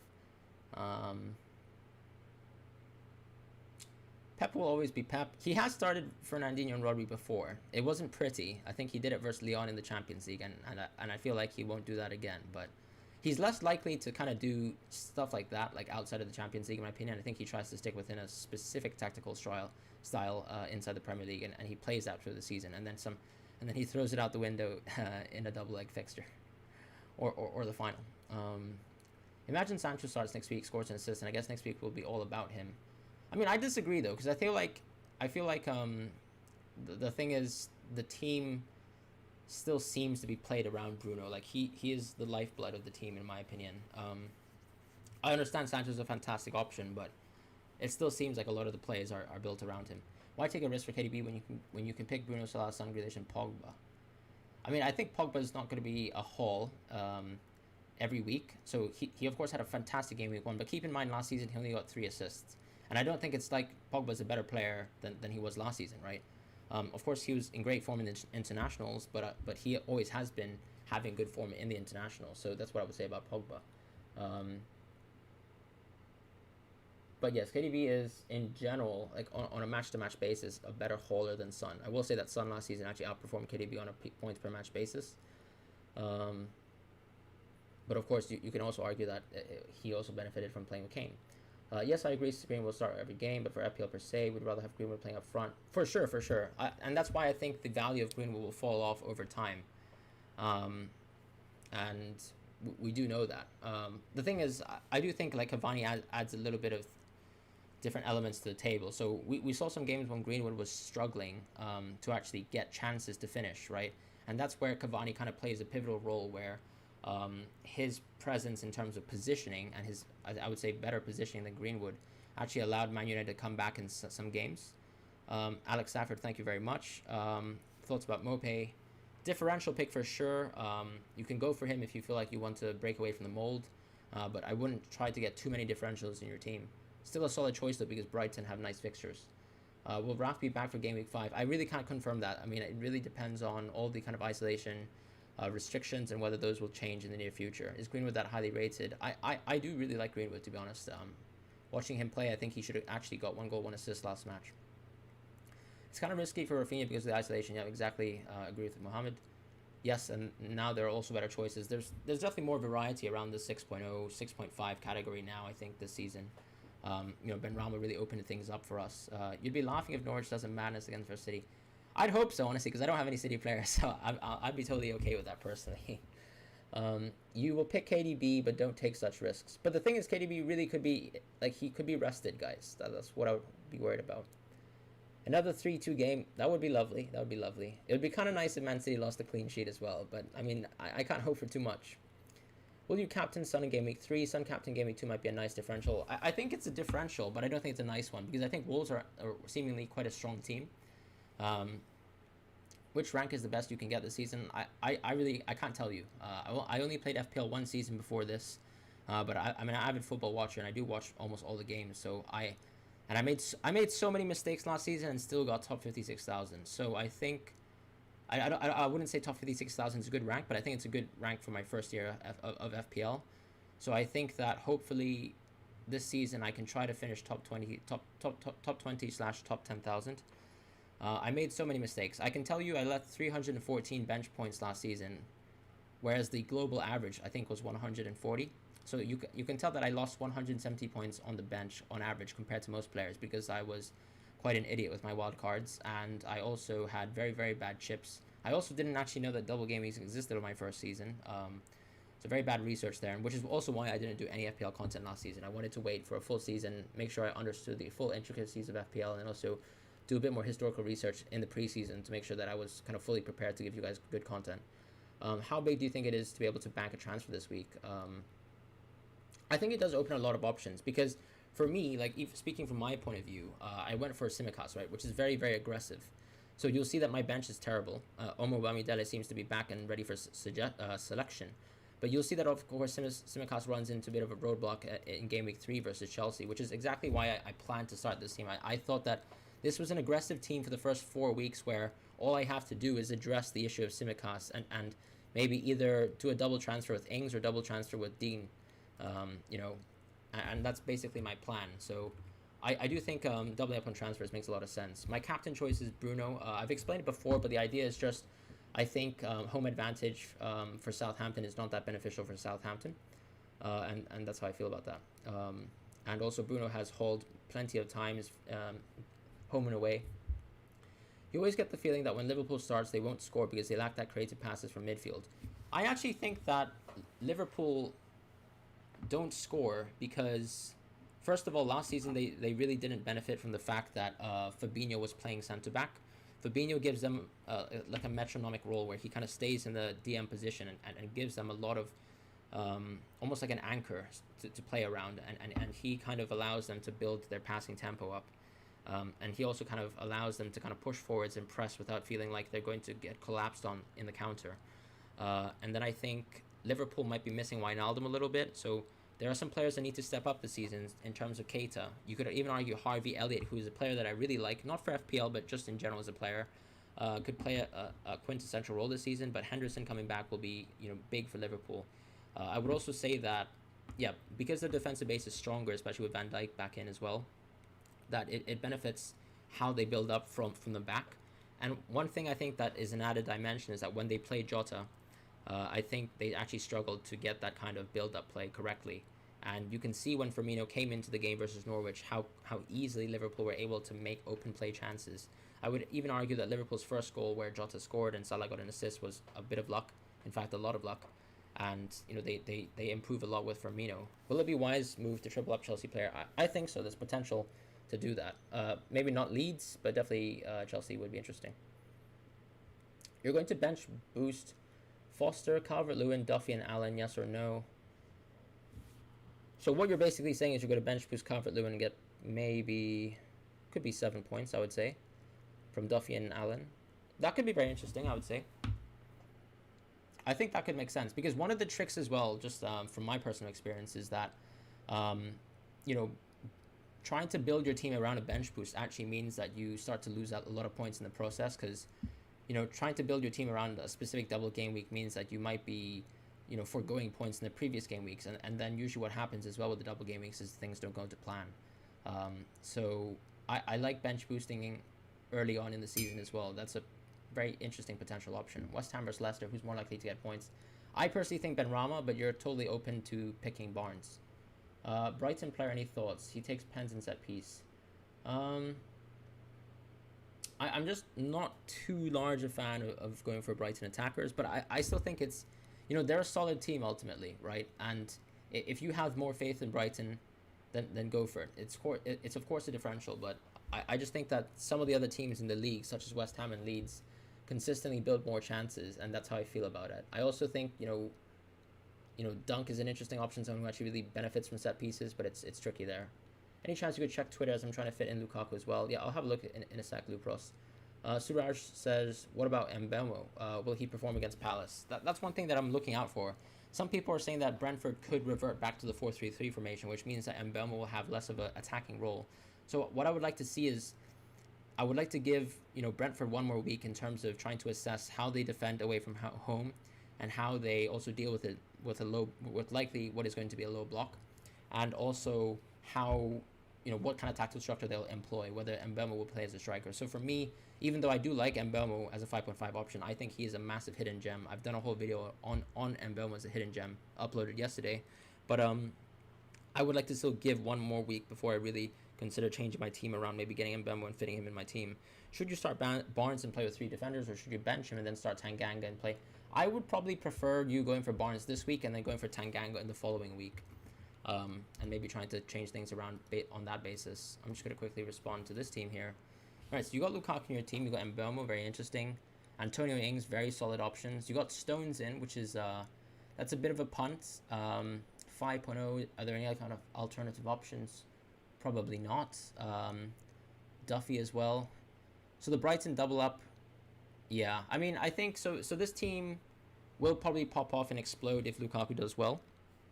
And then what we're saying is we really need Stones to play, which I think could happen. I think Stones has already been training in a week and a half, and I think Pep probably sees that, with Ake in the structure, they've conceded, he's made mistakes. Stones needs to get in the team as soon as possible. So I think the only question marks are probably going to be on, do you really want to double up on Brighton, and then do you want to kind of punt on Mbeumo? And I think given the fact that Mbeumo gives the rest of your team so much strength, it makes sense to me. I do think missing out on Cancelo is something that will hurt, but I completely see why you might not want to go for him. That's fine. Just trying to see if there's any other changes I would make. What do you guys think you would change to this team, guys, in chat as well?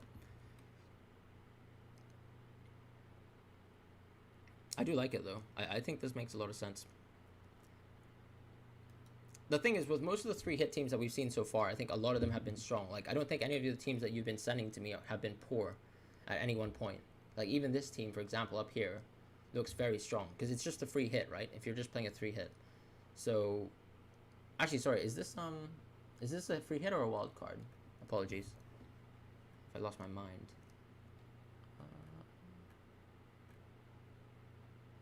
I think it's a free hit, right?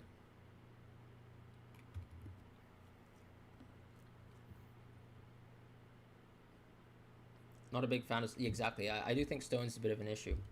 What do you think of picking good non-popular picks? Yeah. Young players. Always big players such as Salah, sorry. Salah, etc. I mean, the thing is, like, I always think it's worth, watching teams, seeing if young players have the potential to do well. So, for example, I was watching Benrahma all of preseason, and that's why I put Benrahma in my team. So for me, like, you can always make educated picks, but then also there's no need to necessarily stray away from some really solid players. You know what I mean? So I always started my teams with Son and Salah. Sorry, I mean Fernandez and Salah. And I think there's room as well to kind of fit these players that you think are differentials in your team if you like. This guy arguably doesn't even need Stones. The thing is, I think he's going for a free hit, Jerome. So I feel like maybe Shaw could be interesting. Cresswell probably loses the clean sheet, but could have output. Whereas Stones, I think, like, the clean sheet potential for Man City is, like, sky high. Obviously, Stones to be a great pick would have to get a haul on the attacking end as well. But yeah, that's the tricky thing. I kind of like Cancelo if you want to go for a Man City defender. I think Tanganga you can use for the long term, especially since Tottenham seem to be quite a strong defense. And I think he really improves the defensive position. Because think about these two things, right? Doherty and Aurier were the two kind of right-back options last season, and they were very poor. Doherty was very weak one-on-one, and then Aurier would, even though he would be quite strong, quite physical, he would still make mistakes, right? He would draw a penalty that he didn't need to draw, things like that. Whereas Tanganga seems to be rock solid, and he really wants to be starting for the foreseeable future. I'm going to respond to Nabs' team. I think you can survive with the meek.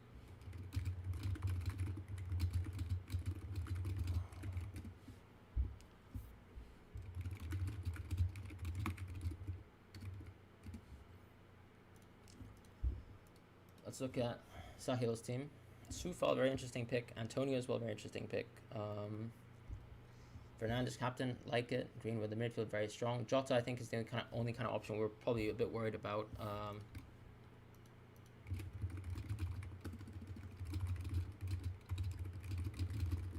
I think that's a very strong team, but once again, eyes on Jota for the future.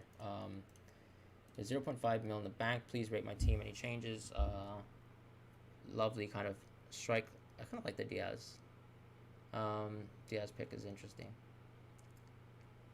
Going for Benrahma over Rafinha and going for Tony over Rafinha as well.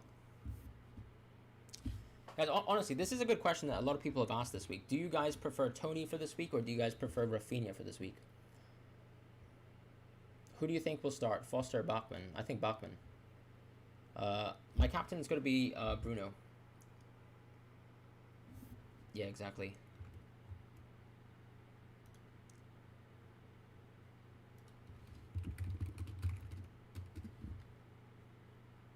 Thank you as well for continuing to watch the stream.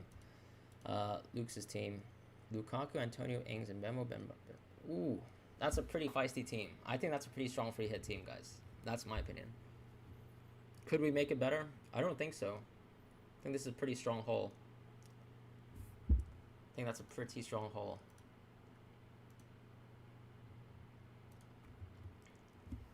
Lovely stuff. Why not Salah? So I think so. I don't think, as I said many times, you know, Salah seems to be the more preferred pick. That's definitely for sure. But I think with Bruno, you have the option of someone who has always done well versus Southampton. I think Southampton at home isn't exactly the strongest side. I don't think home fans will play a huge advantage in terms of how well Southampton defend because they are always an attacking team, especially even at home. They always try to press. They kind of play like Leeds, and that plays into the hands of United. Whereas Burnley, you know, especially when they're away, are going to play, you know, as defensively as possible. I think the only side that has consistently ripped Burnley like 5-0, 5-0, 5-0 has been Man City.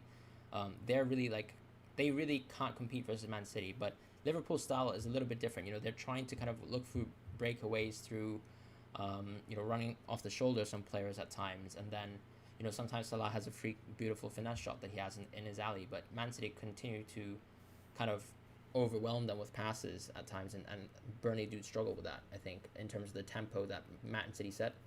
So that's how I feel about that. And I think it's a very balanced captaincy. You know, Liverpool at home, fantastic team, and Salah, of course, has always performed well in front of the fans, but I think it's a very kind of evenly matched one. I just kind of prefer, I think, Man United overall, and I think Bruno contributes a lot to that. If the squad and management have changed significantly, then past records are obsolete. I don't know why people scrape like 10 years records. If the squad and management have changed, absolute, like, right, yeah. I mean, yeah, 100%. I feel like there's no reason to look at 10-year plus records. But who's actually looking at 10-year plus records though? I just feel like, for example, like when you look at Southampton, right, and Burnley, those are teams that have literally played the same for the last 2-3 years. Their team and squad has been rather similar. United, if anything, have only improved, and Liverpool, I would say, remain the same. So there's the same similar contextual factors there to kind of make a captaincy pick. Obviously, I'm not going to make 100% the best captaincy pick. For all I know, John Stones could have 5 goals, and someone would have captained him, and I would be looking pretty stupid. I think someone said they were going to captain Diaz. So, you know, like, crazy things can happen, but, you know, we can only make as logical opinions as possible, but, you know, luck will play a factor, different things will play a factor. Yeah, what do you think about Trent captain? Probably not so much of a fan of that, just because I think, I mean, to be fair, the clean sheet odds for Liverpool are extremely high. I would probably need to look a little bit more in terms of how often Burnley concede 2 set pieces. I would probably say not very often, which is one of, I think, Trent's key facets as a player, given kind of Pope's size as well. But I think he's a very reasonable kind of differential pick. Definitely more reasonable than some of the options that I've seen so far. Do you need to break the bank that fits on your team? No, I don't think so. I think you probably want to replace Buendia sooner than later if he continues to be poor. I think Bachmann will start Mohamed. That's what we said. Crystal Palace will be awful under Vieira. I mean, they started off on an awful foot. I think they continue to be poor. The chat seems to be preferring Tony, if anyone's continuing to watch. Free hit lets you wildcard for 1 week, as many transfers as you want. Is someone asking about what a free hit is? Oh, right, okay, yeah, sorry. Thanks for answering the question, Jerome. You have Son, Harrison in midfield. Do you recommend sticking with Son long term, considering the defensive mindset of Nuno? I intend to move from Son to Lukaku post-international break. I mean, I think it remains to be seen, because the thing is, we saw Tottenham Hotspur versus a very, very strong attacking team, right? You have to almost kind of play that way if you want to get a good result versus Man City. Think about the way that Man United play versus Man City and how it changes. You know, Man United attack way more than they do versus other teams than compared to when they play City. So when Son will be playing versus weaker teams, let's have a look at and see what happens there. I think it's worth having a look at Son in game weeks 3 and 4. And ultimately, yeah, I mean, if the other teams have better fixtures, then we can easily move away from Son. With who to replace Barnes within budget? I already have Benrahma and Greenwood. Tough question, actually. And I think with Rafinha, we're now worried about the international break. Where am I from? I'm from Hong Kong, but I'm half Spanish, and right now I'm living in London. This is going to be the last 2 minutes of my stream, guys, by the way. I think I've put in a decent shift since a couple hours ago. So I really enjoyed having you guys all here. If you guys can like the video, subscribe, hit the bell for the notifications. Remember that we always produce kind of video content as well. And I'm always free to kind of respond to you guys outside of the live streams as well. If you guys post comments on, I'm always here to kind of respond to you. I hope you guys have a lovely kind of game week 2 ahead. I'll try to respond to the last few questions before I head off, though. Gonna be a pain watching Liverpool Burnley without Salah captain. You might be better off not watching that game, I guess. I had quite a bit of pain, I think, watching Fernandez. You know, because I had my captain on Salah, and then Salah kind of clutched it out for us a little bit. Which team do I support? I don't actually support any Premier League teams. I watched pretty much all the games. I think I was a big fan of the Jose Mourinho Chelsea side, the initial kind of version of that. I'm a Real Madrid fan because my family is based in Madrid. So that's it. But I would honestly say I'm probably the most unbiased Real Madrid fan you'd find. I even happen to own a Lionel Messi team t-shirt. So that's how things are, really. True, I don't feel like they're as explosive, though. Agree with that.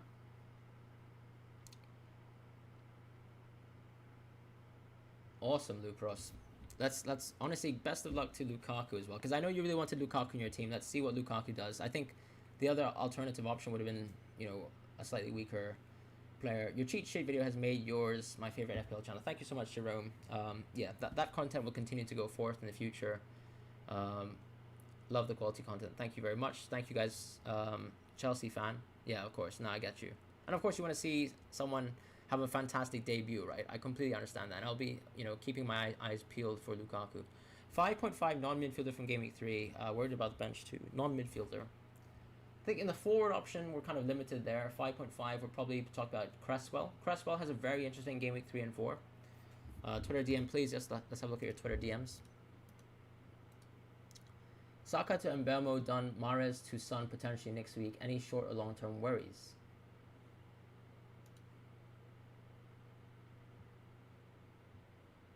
Interesting.